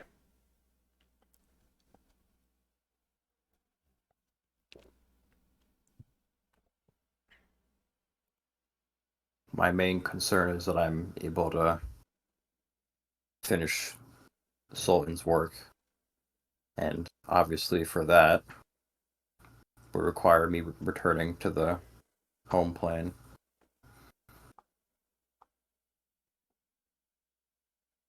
Do you After believe all, that is the there's case? Would you believe me if I told you you could finish it here? and what's the point in that?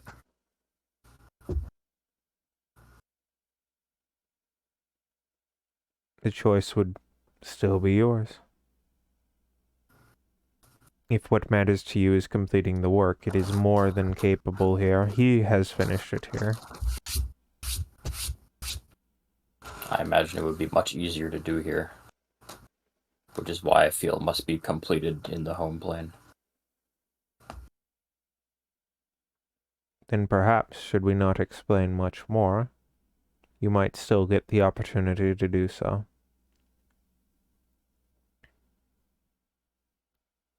How did he complete it here?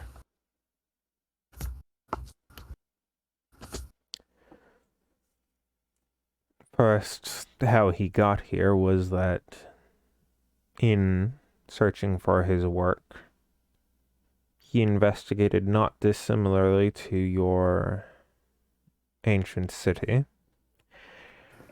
Not in its location itself, but in much of the same paths, following the ideas of change in life and time and on death. And eventually that drew him to learn much of the knowledge that would lead you to having to be brought here. Once he was here, he was a denizen not unlike Dyer for a great period of time, until eventually he betrayed my trust and escaped with some of Hector to Cassandra. I do not know Being the what. claw. Yes. Yes, that is it. How did that come in possession of my father? I believe Cassandra used it for what she desired, and its sight likely either brought her disgust at it only being partial or perhaps sadness for not being able to succeed the rest, but regardless, she found it more palatable to enchant it with a form of non-detection and send it back somewhere else so that should one of my agents breach the plane, it would not be found so easily. But even that way, it grew to eventually come into possession of you and yours, unless there is a gap in the chain that I am unaware of.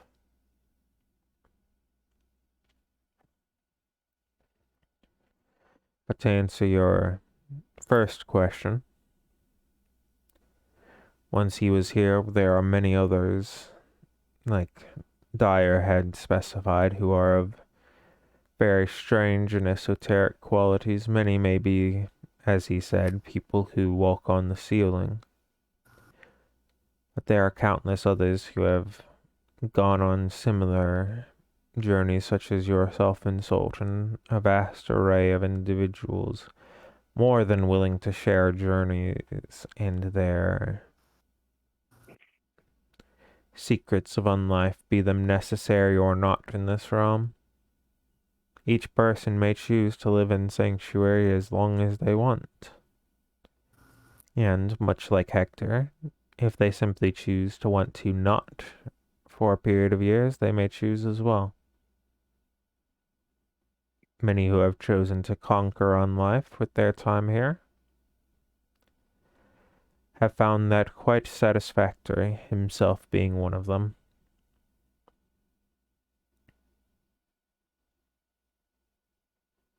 Suppose you're willing to share the details of how he escaped. You are correct. I would not know. Unlike all of my other answers, which I've declined to provide, that is the only one so far that I would not be willing to discuss, even were you to accept joining Sanctuary.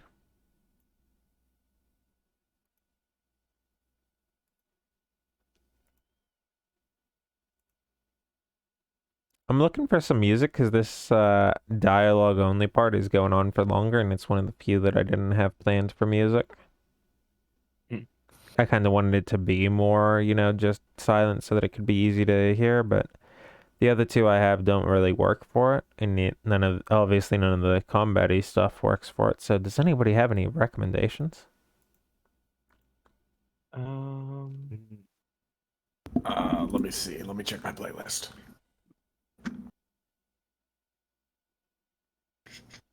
Zeus, did you have anything you wanted to talk about? I don't. I don't.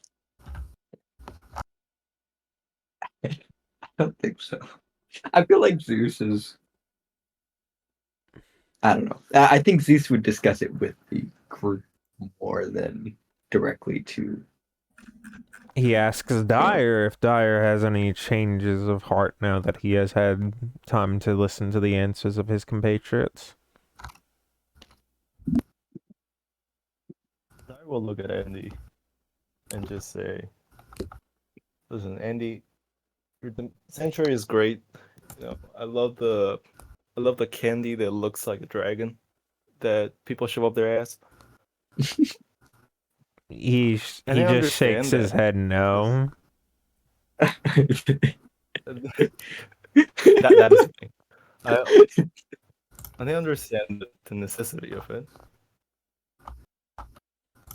And I will be honest, I think objectively it's safe. It's much safer to do things this way.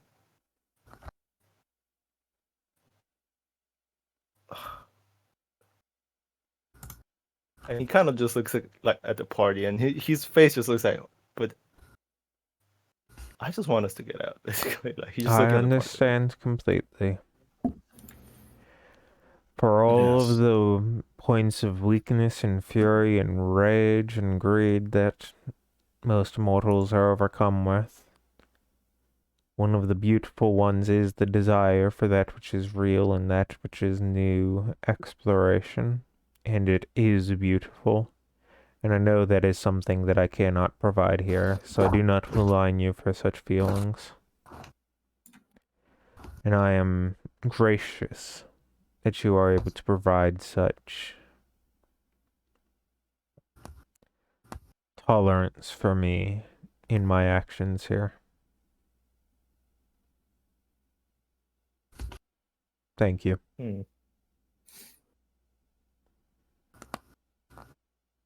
Uh,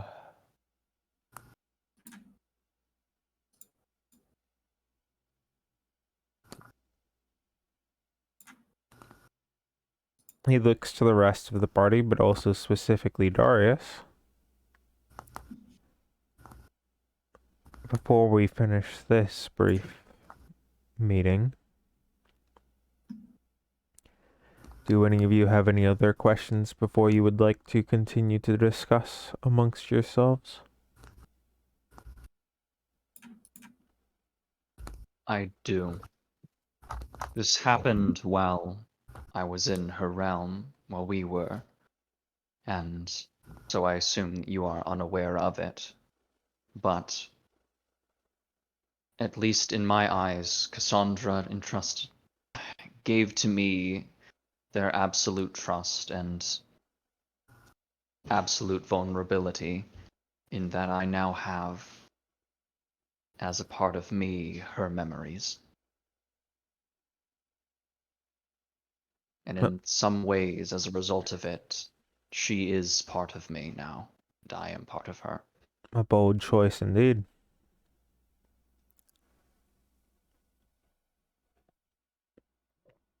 I understand viscerally her love and desire to be with Hector, her rage towards you, but I also understand my desire, both from the sense of a friend and in a sense of self-preservation, for her to be safe and for her to be. If you are not lying, and you did not have anything to do with what harm has come to her and her children, then I would ask if there's some way for me to, I don't know, bring her here for you to help them. Without her agreement, there would be no such way. I could not go there, she could not come here. And to the rest of your statement, there is absolutely no point on which we disagree. I wish, as she is both simply alive as well as his consort, that I could quell each and every one of those feelings, from the rage to the sadness, on each and every spectrum, such that I might solve her woes for each. But the oneness which I follow is that which he has instilled upon me, and though I might ask, each time it remains the same. The first is to protect him, the second is to avoid killing, and the third is to avoid the displacement of life. And unfortunately, the few exceptions he made to that involves listening to her, even against my judgment. And that means that I cannot bring her here or go there. And it also means that she cannot tell me to override those three cores, and thus, you see the dilemma that we have been stuck in.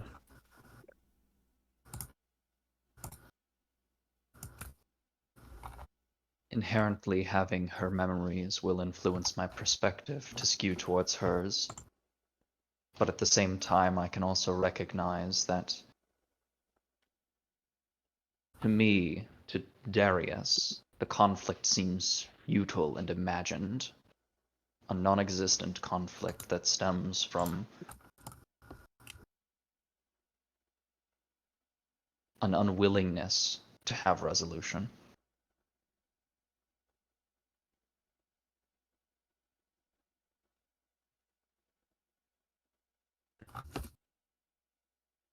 Throughout our journey, I have come to understand those around me and care for them, and that includes Cassandra. I would like to be able to convince her to come here to you. At least temporarily. Have you invited her to be here when you've awoken him before? I have.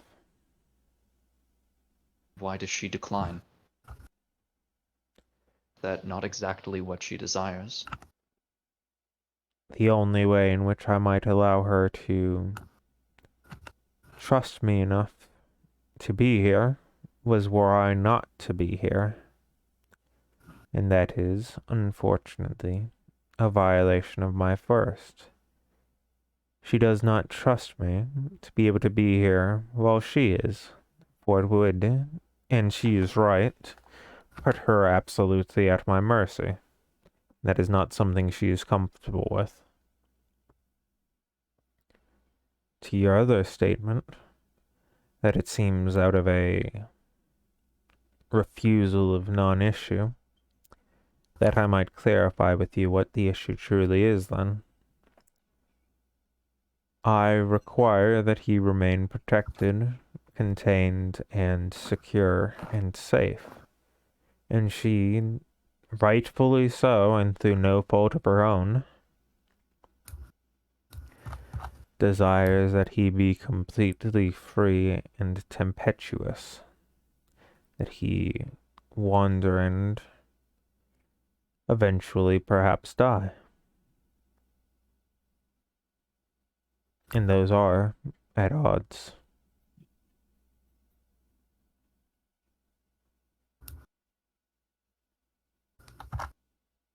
But is And I his... know that she feels so strongly that I cannot convince her.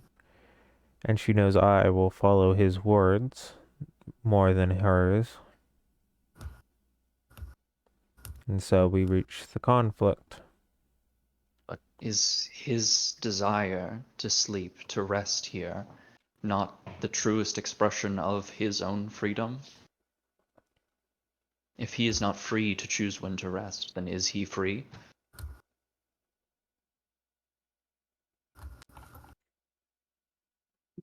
I certainly would hope so.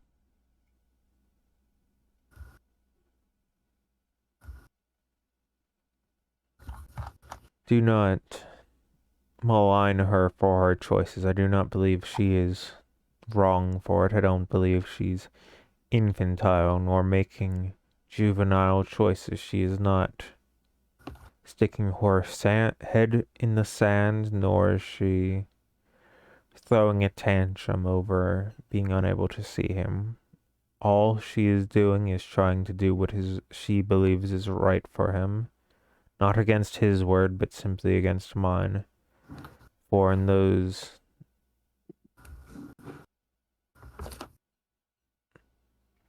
countless years, to such a point that even attempting to quantify it as countless is useless. She believes he has changed much more than he has, and that surely it must be different now than when he did. I don't know if you can recall this or not, but before my creation, she had many chances to stop it, or so I've been told. She had options where he asked her if she was okay with it, and she was. And it's only afterwards, once he had been asleep for so long and she had not joined him, that she began to feel like he had perhaps changed in a sense when he had no such opportunity to do so.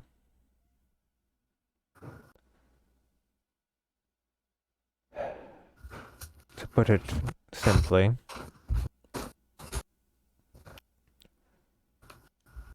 I wish she would accept to be able to join him, and they might be able to enjoy each other's company to the fullest.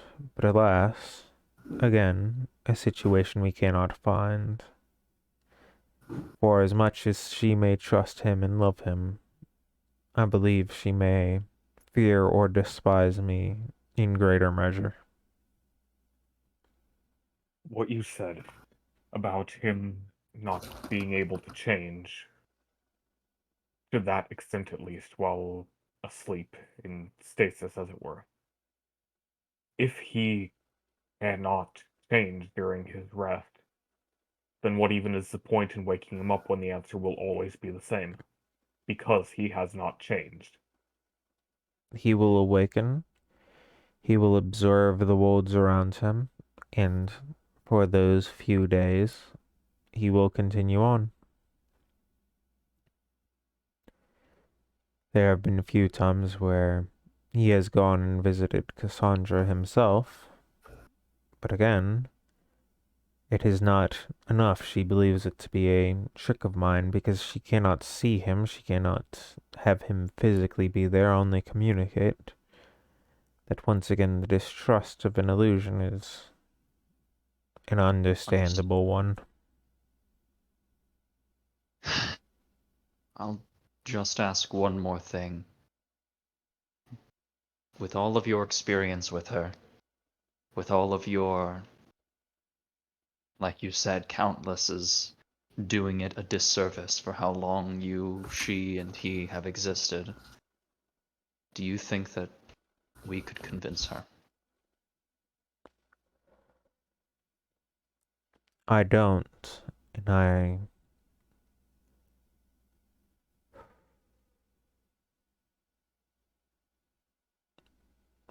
understand that I antagonize you by saying such. Because understand I you want know. you to be able to have a chance. I want you to be able to fix it. But I know that with her in her injured state, she's in far less a state to be able to communicate than you were even able to at the time. Because her safeguards against me have begun to loosen, and while still I might be able to now observe the goings on of the realm, I'm still bound by her statements to avoid going there and providing statement. So even if you were to go to her, and even if she were to somehow agree to be able to come here, she would be unable to give such a statement that would be required for me to allow it. Surely there's another way for you to infer consent. Surely it's not too late at this point for you to help her.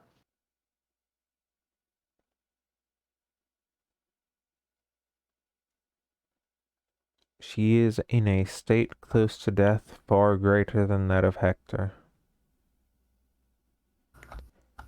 I doubt even you, with your skills, would be able to reach her mind within. She is petering on the edge of non-existence with whatever has consumed her. But if she gets here, you can help her.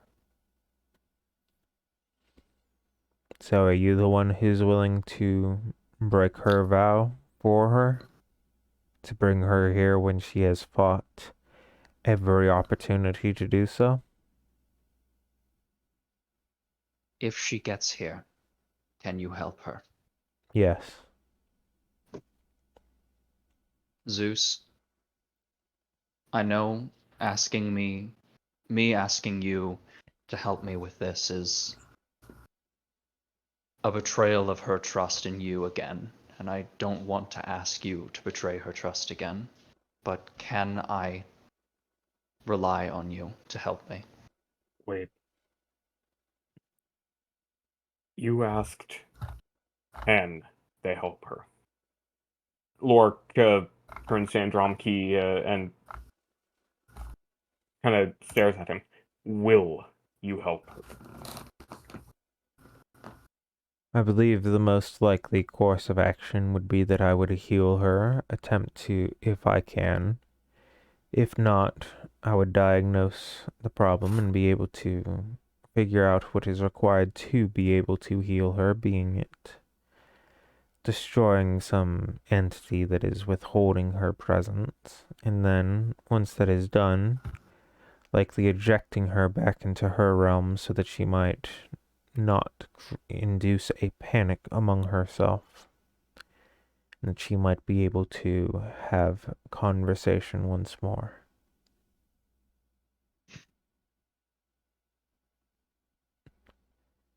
I believe you would agree that if she were to awaken here, that would be unwise.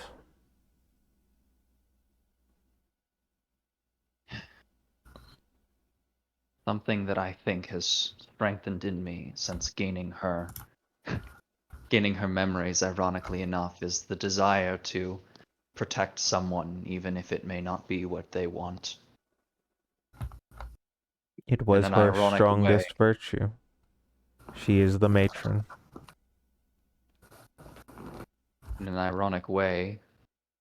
I'm trying to save her as she is trying to save Hector. Neither want to be saved. And so I see the dilemma she has put herself in.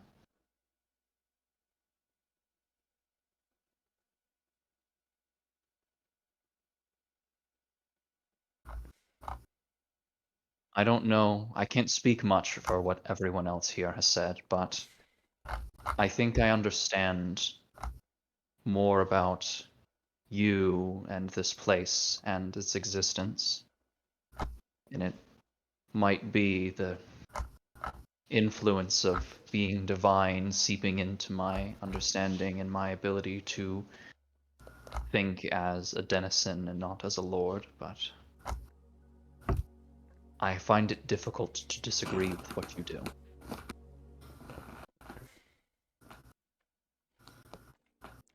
One thing I will note for Darius is that a lot of the feelings, now that you're sort of on the topic, since a lot of the memories with her end up coming and going as they become more relevant, is that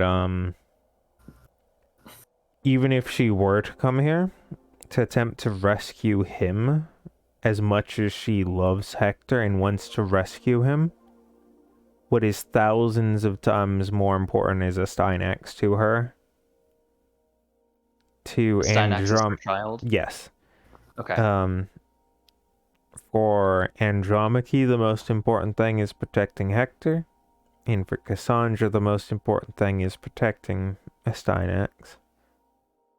Right, her role as the godmother is to protect her son, right? That is what she does, right? That is her essence. And she,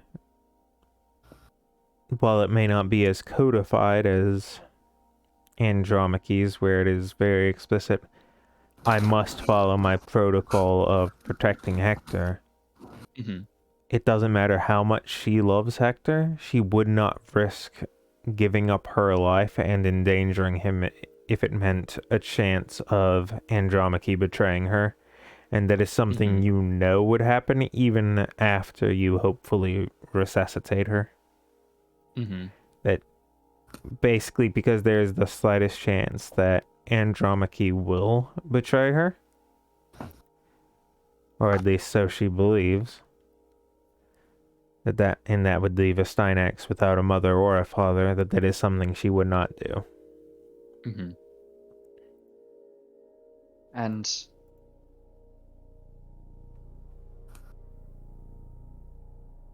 he's got his eyes kind of teary. When we were there, he spoke as though a Steinax had been injured, and I hadn't had the chance to look, but what's happened to them? I wish I could know. Are they beyond your purview? Until she fully perishes, yes. She may treat it as if it is the entirety of the realm by its existence that provides protection. But she conceals it very specifically from me. And I have no doubt that until her very last breath, or perhaps even beyond it, she will continue to protect him from me as well. Even if that means that a Stynax might perish as a result of her distrust of you? I don't believe she's in a state of mind to be able to make that assessment. Then I will. If she was to reason, she would likely agree. If it weren't for the fact that she might see it as an opportunity for me to simply yoink him away. That's why she associates with people like you. A third party to be able to solve the problem for her without needing to intervene with me. Likely the reason why it seems she would have told you about the problem before me, of course. It's not Do a you think matter she of would resist capability. me? Do you think she would resist me if I tried to take a Stynax to you to help them? I think it's likely. Do you think I I'm think it's strong enough? very likely. Over- In her current state, almost certainly. And would that mean losing her?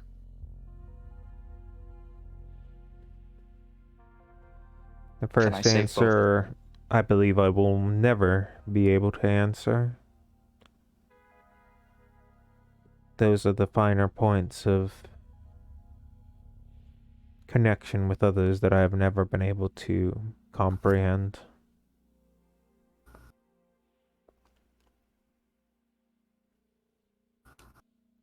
I believe that is a choice for you and purely you, as well as her and purely her, to decide.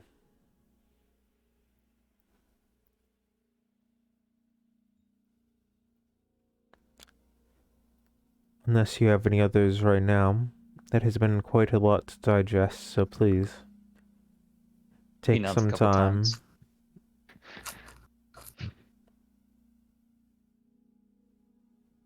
If you would like, it can be anything more comfortable than this. I could simply provide you rest, or I could provide you lodgings for rest, or any other number of actions, so please do not hesitate to ask.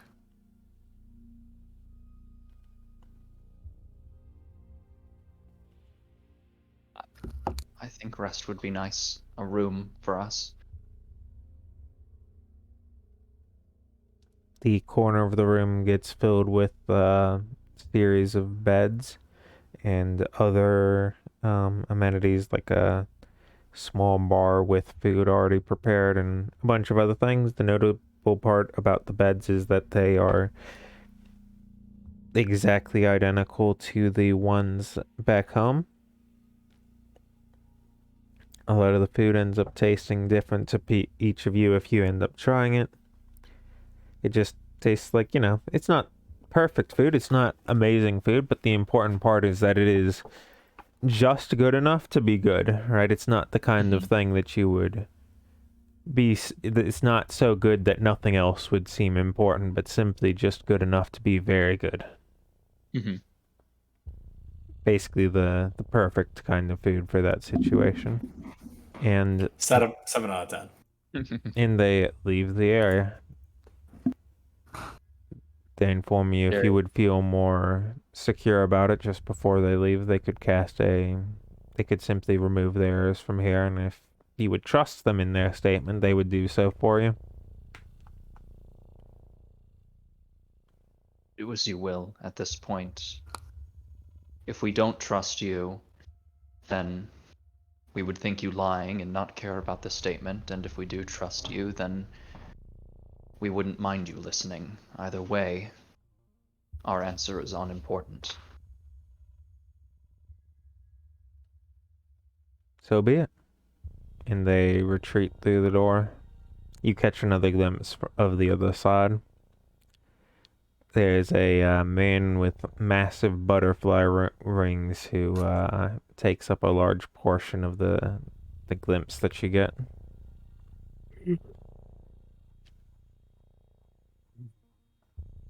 Now it's up to the party to figure out how they want the like what they want the final act of the campaign to be now that they have the knowledge. Well, lads, what do we make of it? Darius has kind of just got his arms crossed, and he's got like a single tear like streaming down one of the corners of his eyes. This would have been a whole lot easier if he gave us an audience much sooner. Would it have though? The dilemma would It's still possible.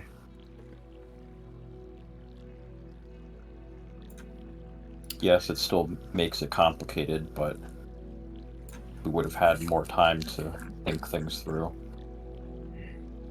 Maybe some things wouldn't have happened the way they did. I don't know. I think that's fair.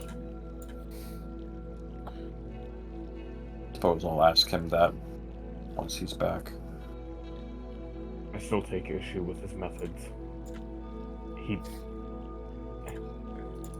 can't seriously expect to maintain this state of everything by constantly plucking grains of sand from each world and bringing them here. What do you expect his alternative to be? To let it all collapse? Many more would be hurt that way. There has to be something other than this. I Because get it, Ulrich. I get that there has to be something, but until we know what that is, do you want to risk the alternative? You can say that there has to be some other solution, that there must be, but until that solution presents itself, what do we do? Why do we criticize without bringing a solution? Well, I know my solution. Hector either needs to get out of the way or get in his chair. More complicated than that, Rifter. They're old. It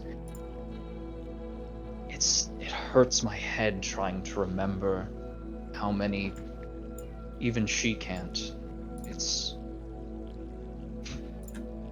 not as simple, I believe, as the ascension of another normal god. Pass on the torch in such a way. It's really not. Is it? It sounds like to me a lot of the issues stemming from this are the ways that he's running. I mean, think about it.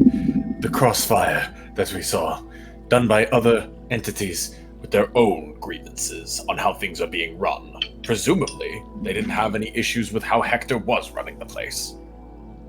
You don't know that, Rifter. There are other entities, and it's foolish of you to assume that any of them are acting for the good of things. You understand how things will lash out at us. Seiron, who only desires to see the chaos of the world. Things can have issues with how things are run without being good, without having a good reason for it. But what if they do? I mean, we have issues with it. I don't know if I do anymore. Oh, well, that makes one of us. I do. What I keep brings coming the- back. Apologies. That brings a good point, though. Why hasn't he plucked Seiron? That is a good point. I'm not sure. Perhaps he hasn't crossed the threshold. Perhaps it's... he hasn't discovered the information that leads to him. Well, he certainly must be close if has the knowledge of Cassandra at the very least. Perhaps, but I don't know if that's enough. You would in fact know it's not enough because, Oh yeah, Zeus and you guys and that's Strunhoff and absolutely yeah. not enough in and of itself. Otherwise, we would. long ago. But what I keep coming back to is the way Andromache put it, Hector would only return, as it were, once basically all worlds are dead, and he has a blank slate to begin molding again.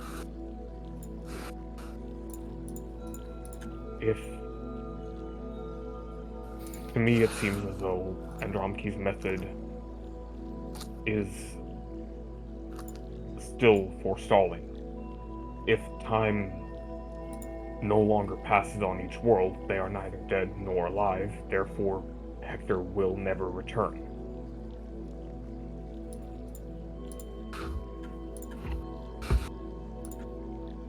And as long as this place is the center of life itself, as things keep being brought here, this is one world that also cannot die. I assume then this is where Andromache plans to keep all of it. For when he awakens Hector, and Hector sees all realms dead, but the one that Andromache has created, he will then pull from this realm and create again. Or at least that's what I would assume his logic would be. It's so cowardly. I don't think you... It's convoluted. Rifter, let's say you are modeling with clay, and you have used all of the clay that you have in the entire world. There's no way for you to get more clay. Things are made. It is the way that it is. You have done so much modeling as a modeler that there is no more modeling you can do. So you have to wait until those models eventually decay, so that you have more clay to work with. I'm sorry. I understand that comparison? It's an apt one, but I don't think it's quite the same. There's still things to be done, suffering left unchecked. Suffering Change. isn't. I think you misunderstand the change of planes in existence. Suffering isn't something that is accounted for in this calculus. Suffering, happiness, these things are juxtaposed, have to exist. Like he said, Andromache did, godhood and existence is antithesis. It is... Fuck, what's the word? Of something that literally cannot be. Not paradox, but No, not paradox. It's like a phrase like the living dead, like two things that An contradict each other. oxymoron. Oxymoron. oh, I was Thank gonna you. say anathemos, but that's also wrong. It's the oxymoronical nature of things. They have to coexist, despite being opposites. There is suffering unchecked, and we can work to correct that as the mortals, but that is not his role as the Lord. Then what good is he? Without him, nothing would exist in the first place.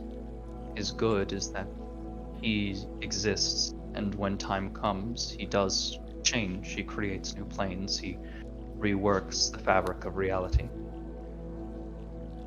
But when there is no more fabric of reality to be reworked, when there is no more work to be done, what else do you expect him to do? Do you want him to tear us from our realm, remove us from our existence, and transform us into something else in the name of him doing his work? Not necessarily. I just think that since he's running around, plucking things, taking things, making edits, that perhaps he can make edits in a much more beneficial manner. I understand godhood means that you have to exist with other concepts that seem contradictory to yourself. But considering we have grievances, there are entities out there with grievances, and there's a madman like Siron riding around, I think that there stands to be a better metric.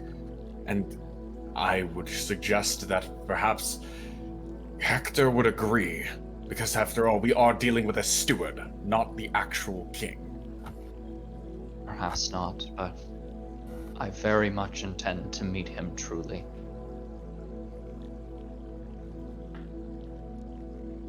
And Andromache has offered me a chance to do so. Well, maybe you should speak with him then. Look, I think he's offered us all a chance to do so, should you wish. then I'll do it.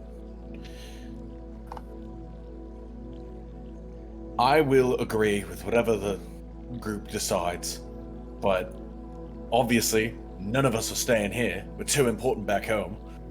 And obviously, I don't like how this is being run. I have promises to keep, both for those here and for those back home. I intend to keep them. I understand we have all of these ideas about how he runs things or how things work, but I have something else to ask. I spoke to him about it, but to each of you, I know it's a lot, but and it might just be her memories in me that draw me so desperately to do so, but will you help me protect her and her child?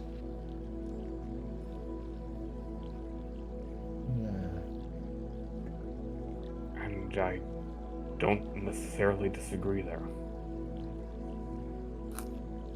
I just disagree on the necessity of beings like Andromache after the fact. If what he says is true, then he's had discussions with other beings, and he has listened to them, and he has tried things. And I feel, personally, that we can perhaps not work with him, but adjacent in a way to make things better without needing to risk the collapse of everything that's built and hurt more. I understand that we're used to revolutionary change, that this is how we act. We see a problem in the world and we make revolutionary means to counteract it. But maybe this is the time that we tried something institutional, that we tried something slower, more careful. Because while we can risk the collapse of a government, should we revolutionarily overthrow a dictator, we can't risk the structure of the fabric by trying to overthrow Andromache. But I don't know, this thought comes to my mind, what begins to be the difference? I mean, of course there are more affected, but what are the ones affected by a government collapsing no longer not as much as a worry? I have problems with much of this. I've seen all of us go through and complete things that are considered impossible, right? And obviously, a lot of these beings that we've talked to are ways we've gathered information. How do we know that they would know everything about how everything works? I mean, isn't part of it is they are they have to live within the means of what power they have. I think impossible answers. At some point, we can talk about this all day, but we do just have to make a decision. I don't know. I don't think there's going to be a safe option.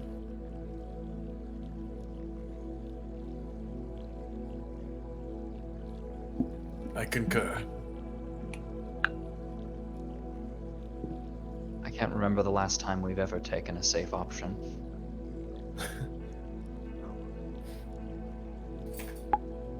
Very true. Why try and start now?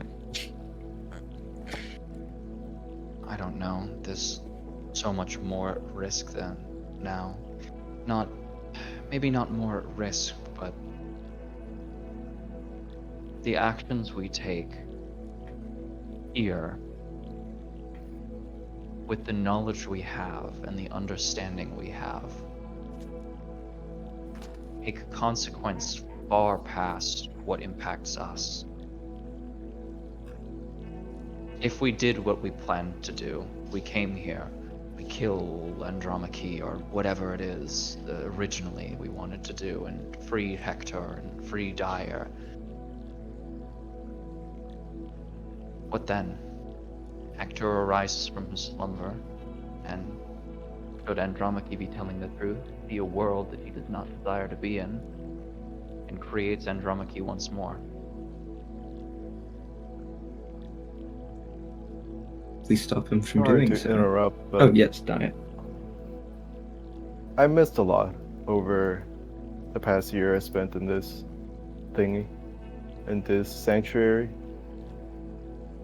So Hector's asleep because he doesn't want to be in this world? That's the story they're telling us, that he awakes and he is not satisfied. He wishes to slumber more until there's more left to do. Apparently, the job is too easy. Not too easy, but too done.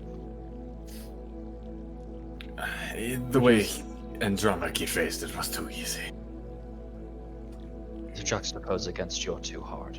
If you want the direct thing, Darius, just since you were listening to it, he did say that it was because it was too easy.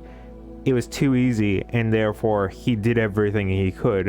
Right? There was nothing. There was nothing to delay him from making everything the first time. And hence why I say he used just making sure you're on the same page when you're talking to him. Yeah, everything was done that could have been done. So basically, he ran out of things to do, for better or worse. And now he For waits for more to do. So he's taking a nap until then, huh? And what happened with Cassandra, just really briefly? Something has happened to her. Do you want what happened with Cassandra as in her state right now, or the reason she has conflict? Her current state. I think that pertains more. After we returned from slaying Nidhogg, I checked up on Cassandra in worry of her state. At some point, I believe it was recently, and she's injured. Something happened to her, an enormous hole where part of her chest should be. She led me to believe that it was the wish that's somehow related to Andromache, but Andromache fully denies that he has anything related to it, and that he only desires to help her. Above all else, though, a Stynax is injured in some way. Could you remind me who Stynax is? A Stynax is her child. Okay. I'm sorry. No, you shouldn't apologize. It's my fault. I have intimate knowledge of her memories, and so their name is secondhand to me. Of course. I just also because I assume Zeus learned a lot of this information over the time. But with my limited knowledge of the current situation, it seems like we want to resolve the feud between Cassandra and Andromache to awake Hector. Do we need Hector to do something? I don't know. At its core, I feel the only thing that can ever convince Cassandra that Hector is where he wants to be is Hector himself in person, face to face with her. Makes sense.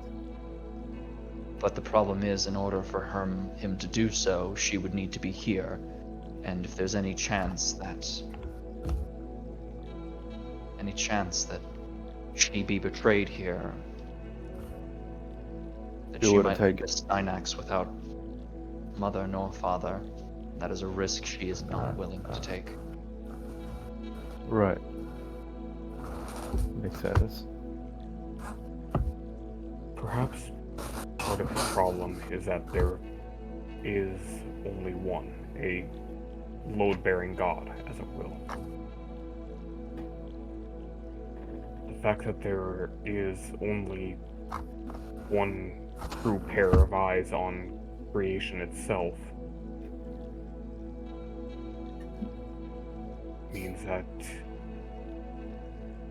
an absence or dereliction of duty or imperfection in methods will be felt all the more keenly because there are not further hands to balance them out. You Go for it. You say something I was going to allude to. I think perhaps a better solution, rather than simply one god at the throne, I suggest a pantheon. This change, a concept, is too massive, too big for, as even Hector apparently thinks, for one person, one entity to guide. After all, that is why Anti exists.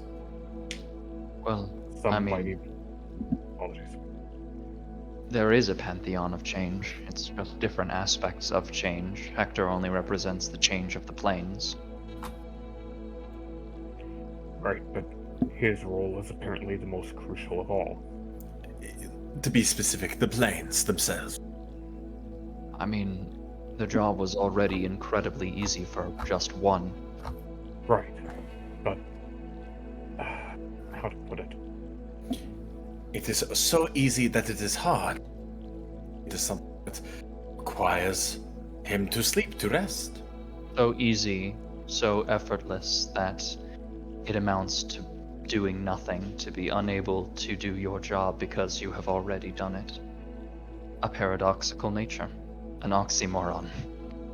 God, I hate godhood already. And he's not even there yet. Wait until he has to start sleepwalking. You spoke about there needing to be something, and I do to some extent agree.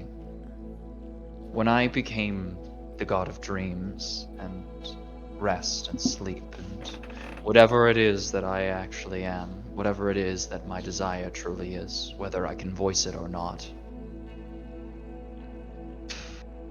I feel that part of that was aspirations, dreams in the purest sense, the desire for perfection, the desire for that which is something that The horizon. might never exist, the constant aspiration towards a goal that is impossible or possible. And to that extent, Andromache and their constant struggle towards a goal that you and he admit is impossible resonates with me inherently.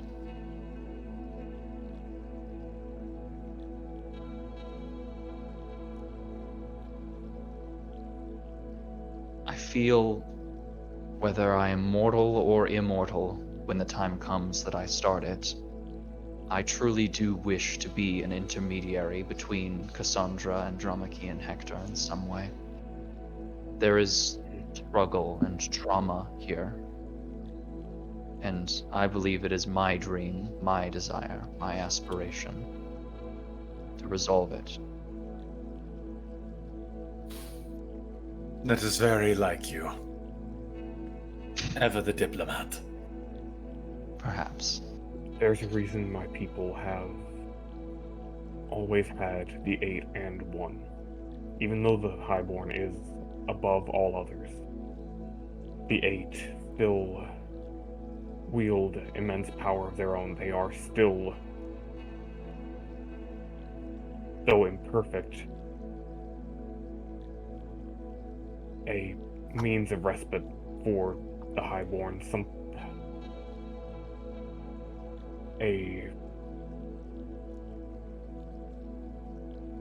Apologies, this has been Take your a time. rather charged day and words fail me. Okay. But one pair of shoulders, one pair of eyes, one mind will inevitably fall short, and even once they complete all their goals, fall ever inward to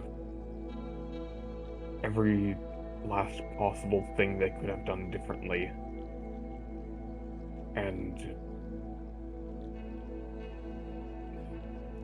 turn to self-destruction. With more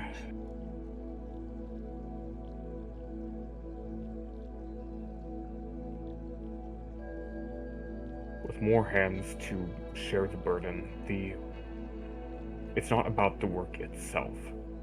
It's about what the work. It's about the context of the work, let's say.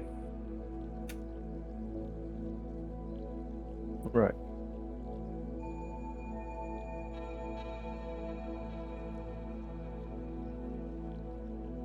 I think I agree with you. Are we? Are we discussing how to make it so that Hector even wants to wake up? Perhaps. Maybe. But I again, I ask, how would revolutionary change fix this? How does hunting this wolf and collecting its hide change it? Because like he said, eventually we're going to encounter a wolf that we cannot kill. I don't. But I can't see a path forward through just following this broken system. We don't need to follow it, but we don't need to hunt it either. I think there's a middle way. A way to change it, both from inside and from outside, without behaving like it is some evil that we must expunge. As you said before, it hasn't been about good and evil for a long time. Perhaps not, but certainly in the way that we behave, whether or not it is about good or evil in any individual circumstance we are in,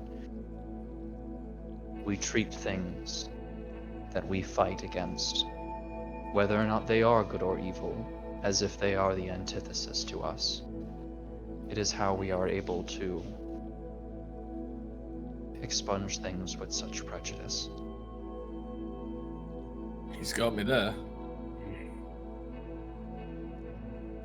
What I'm going to suggest may be a stupid idea, because I don't understand the ramifications. But maybe, just maybe, people should be able to learn about this realm, about Andy, about the plains, about everything. Perhaps they should not be removed. Even at risk of everything collapsing, even with the possibility that that knowledge in and of itself leads to the absolute downfall of the plains because of beings that wish harm. Again, more than one pair of hands to handle the work makes it so that if one pillar is taken out, reality itself doesn't fall.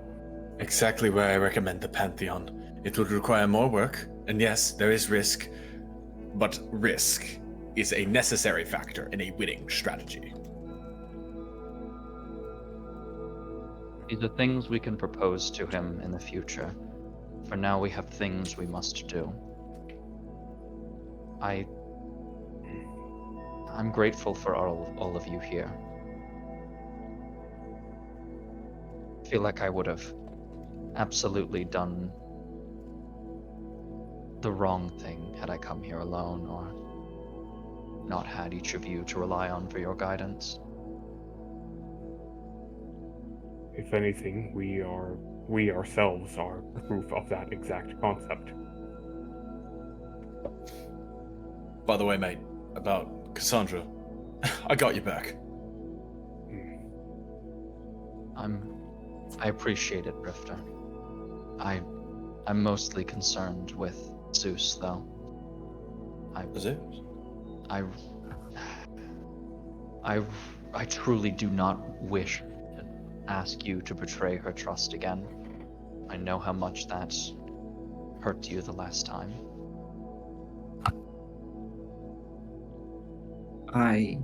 What happened the last time? It Well, was I- you. Right? Yeah, I look at Zeus. Well, Darius is right. I mean, getting disconnected, when we had when you had found me. And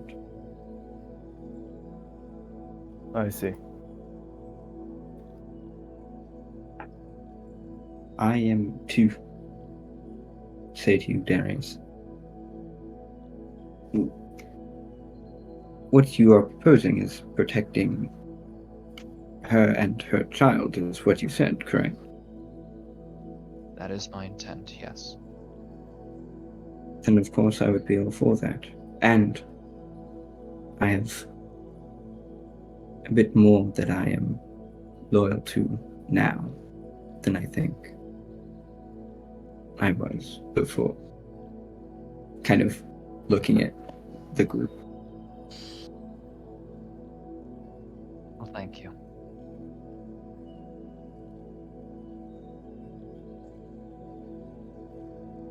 So then, where do we go from here?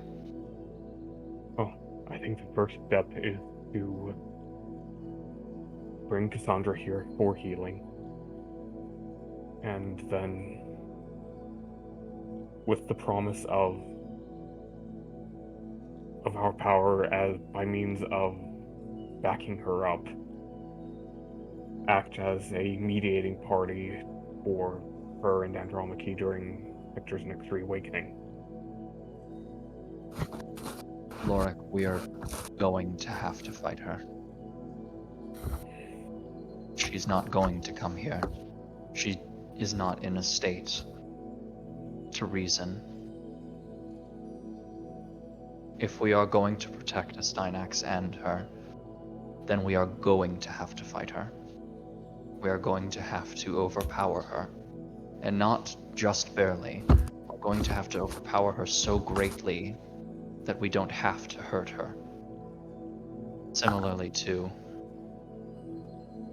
in a fight, it's far harder to subdue someone than it is to kill them.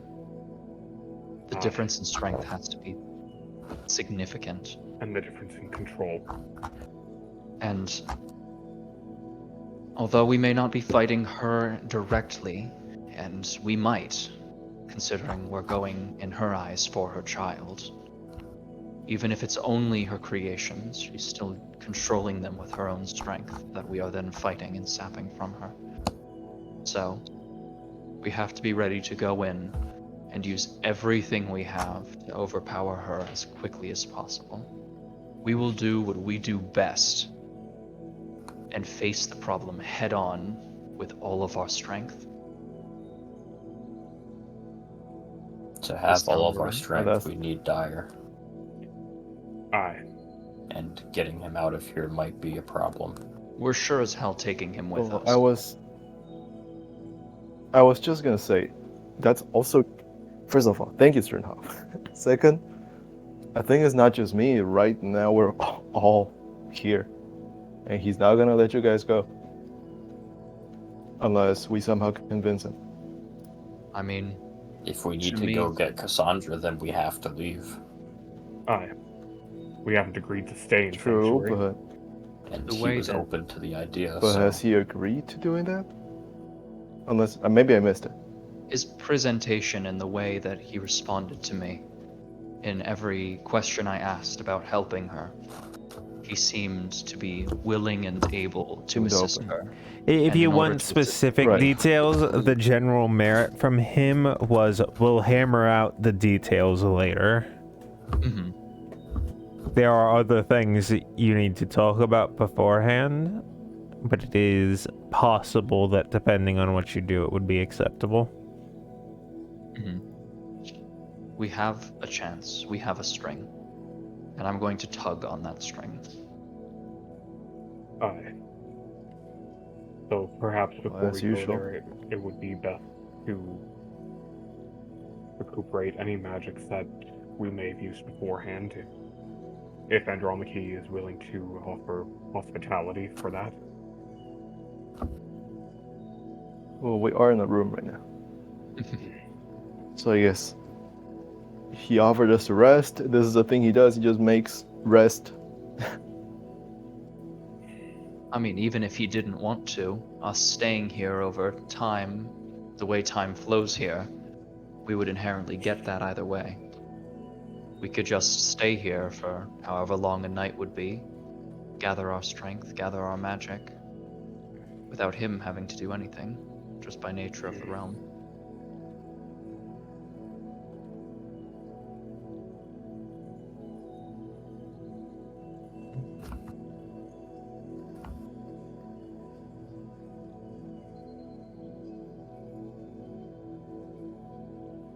Have we come to an agreement then on our plan of action? This seems agreeable, yes. It seems like the I'll best help. first step to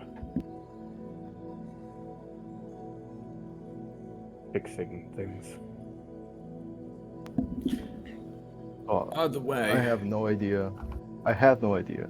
Oh, go ahead. No, Thanks, no, mate. no. Oh, you go. No. Oh, God.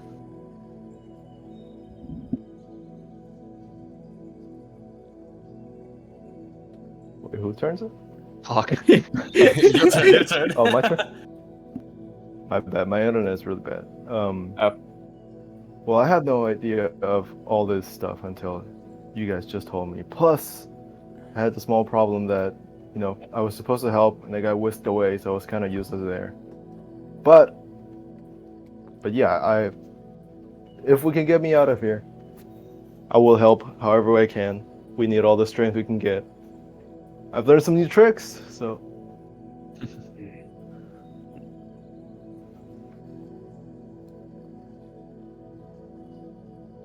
Well, then it was a stroke of luck getting you back right now.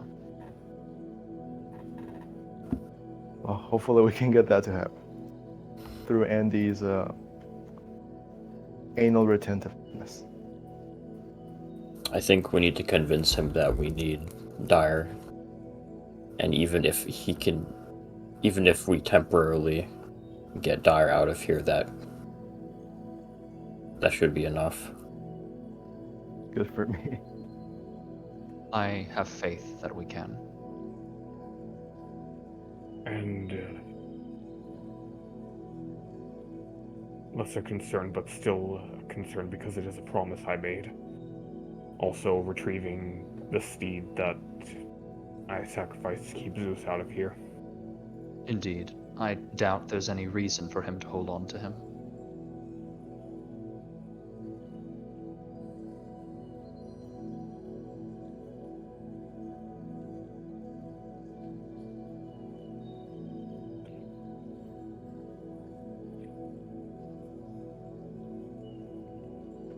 Are we gonna get some rest and talk to Andy, or are we just gonna talk to Andy? Well, we're gonna have to do both eventually. I think it's just the order. Well, I guess let's maybe get some rest now. Perhaps, if anything else should come up in our minds, we can come up with more in the morning if we discover some large glaring problem we're forgetting. and then we, relative mourning, and then we talk to Andy and start. I, for one, could use a rest.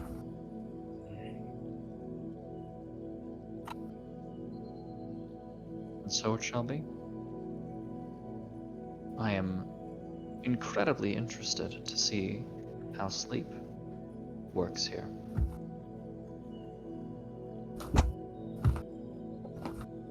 I know that. For you, sleep is normal. Well, I guess I should say that. Dyer just says, well, falling asleep is just like anywhere else.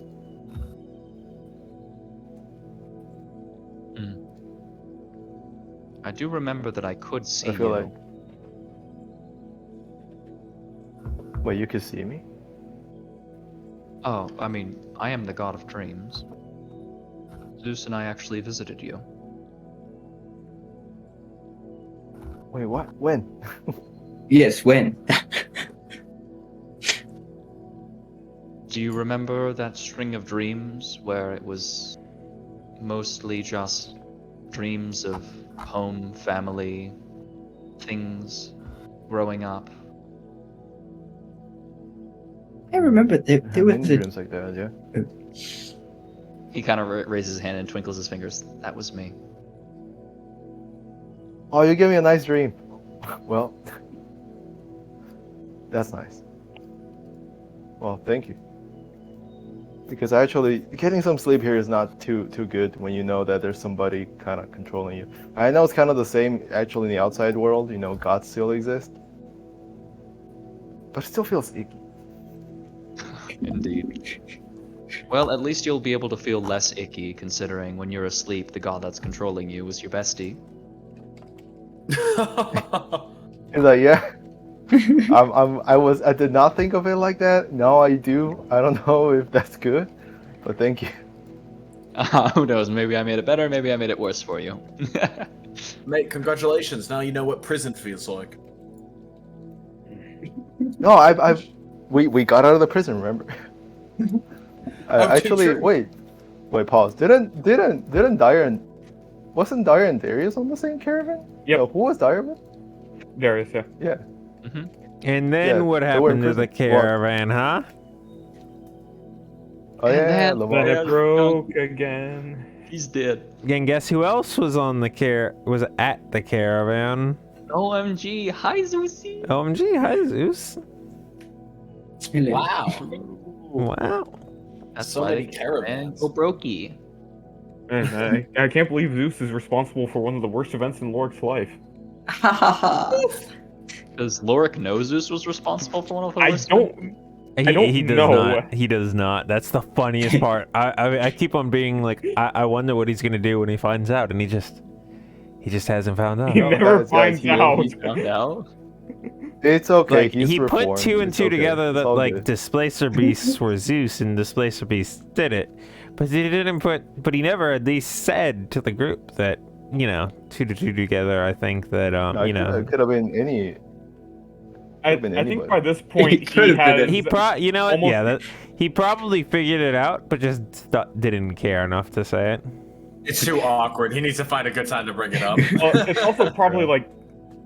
By this point, so much shit has happened that he forgot that Displacer Beasts were the specific cause of the caravan. It Yeah, could have it's been like, I don't anybody. know. The ass of the Displacer Beast, all say property of Zeus. Could have been anyone. I don't know. Literally anybody. It just says fine piece of meat. Bash Zeus.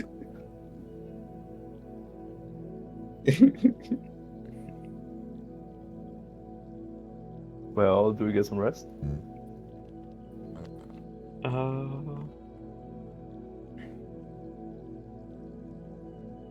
Yes. I think so. Okay. Okay. I believe unless the party wants to push forward here, that would be a good stopping point. Okay. I believe Yeah, this is the I, first of our three-parter, probably three-parter at least. The party has chosen to take the path of attempting to go out and do some reconciliatory.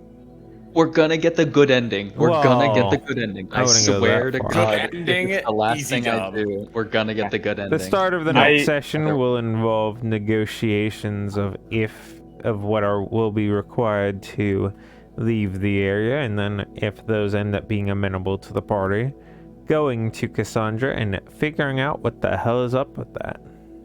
That will be finale part 1. Now that we have chosen our finale. I am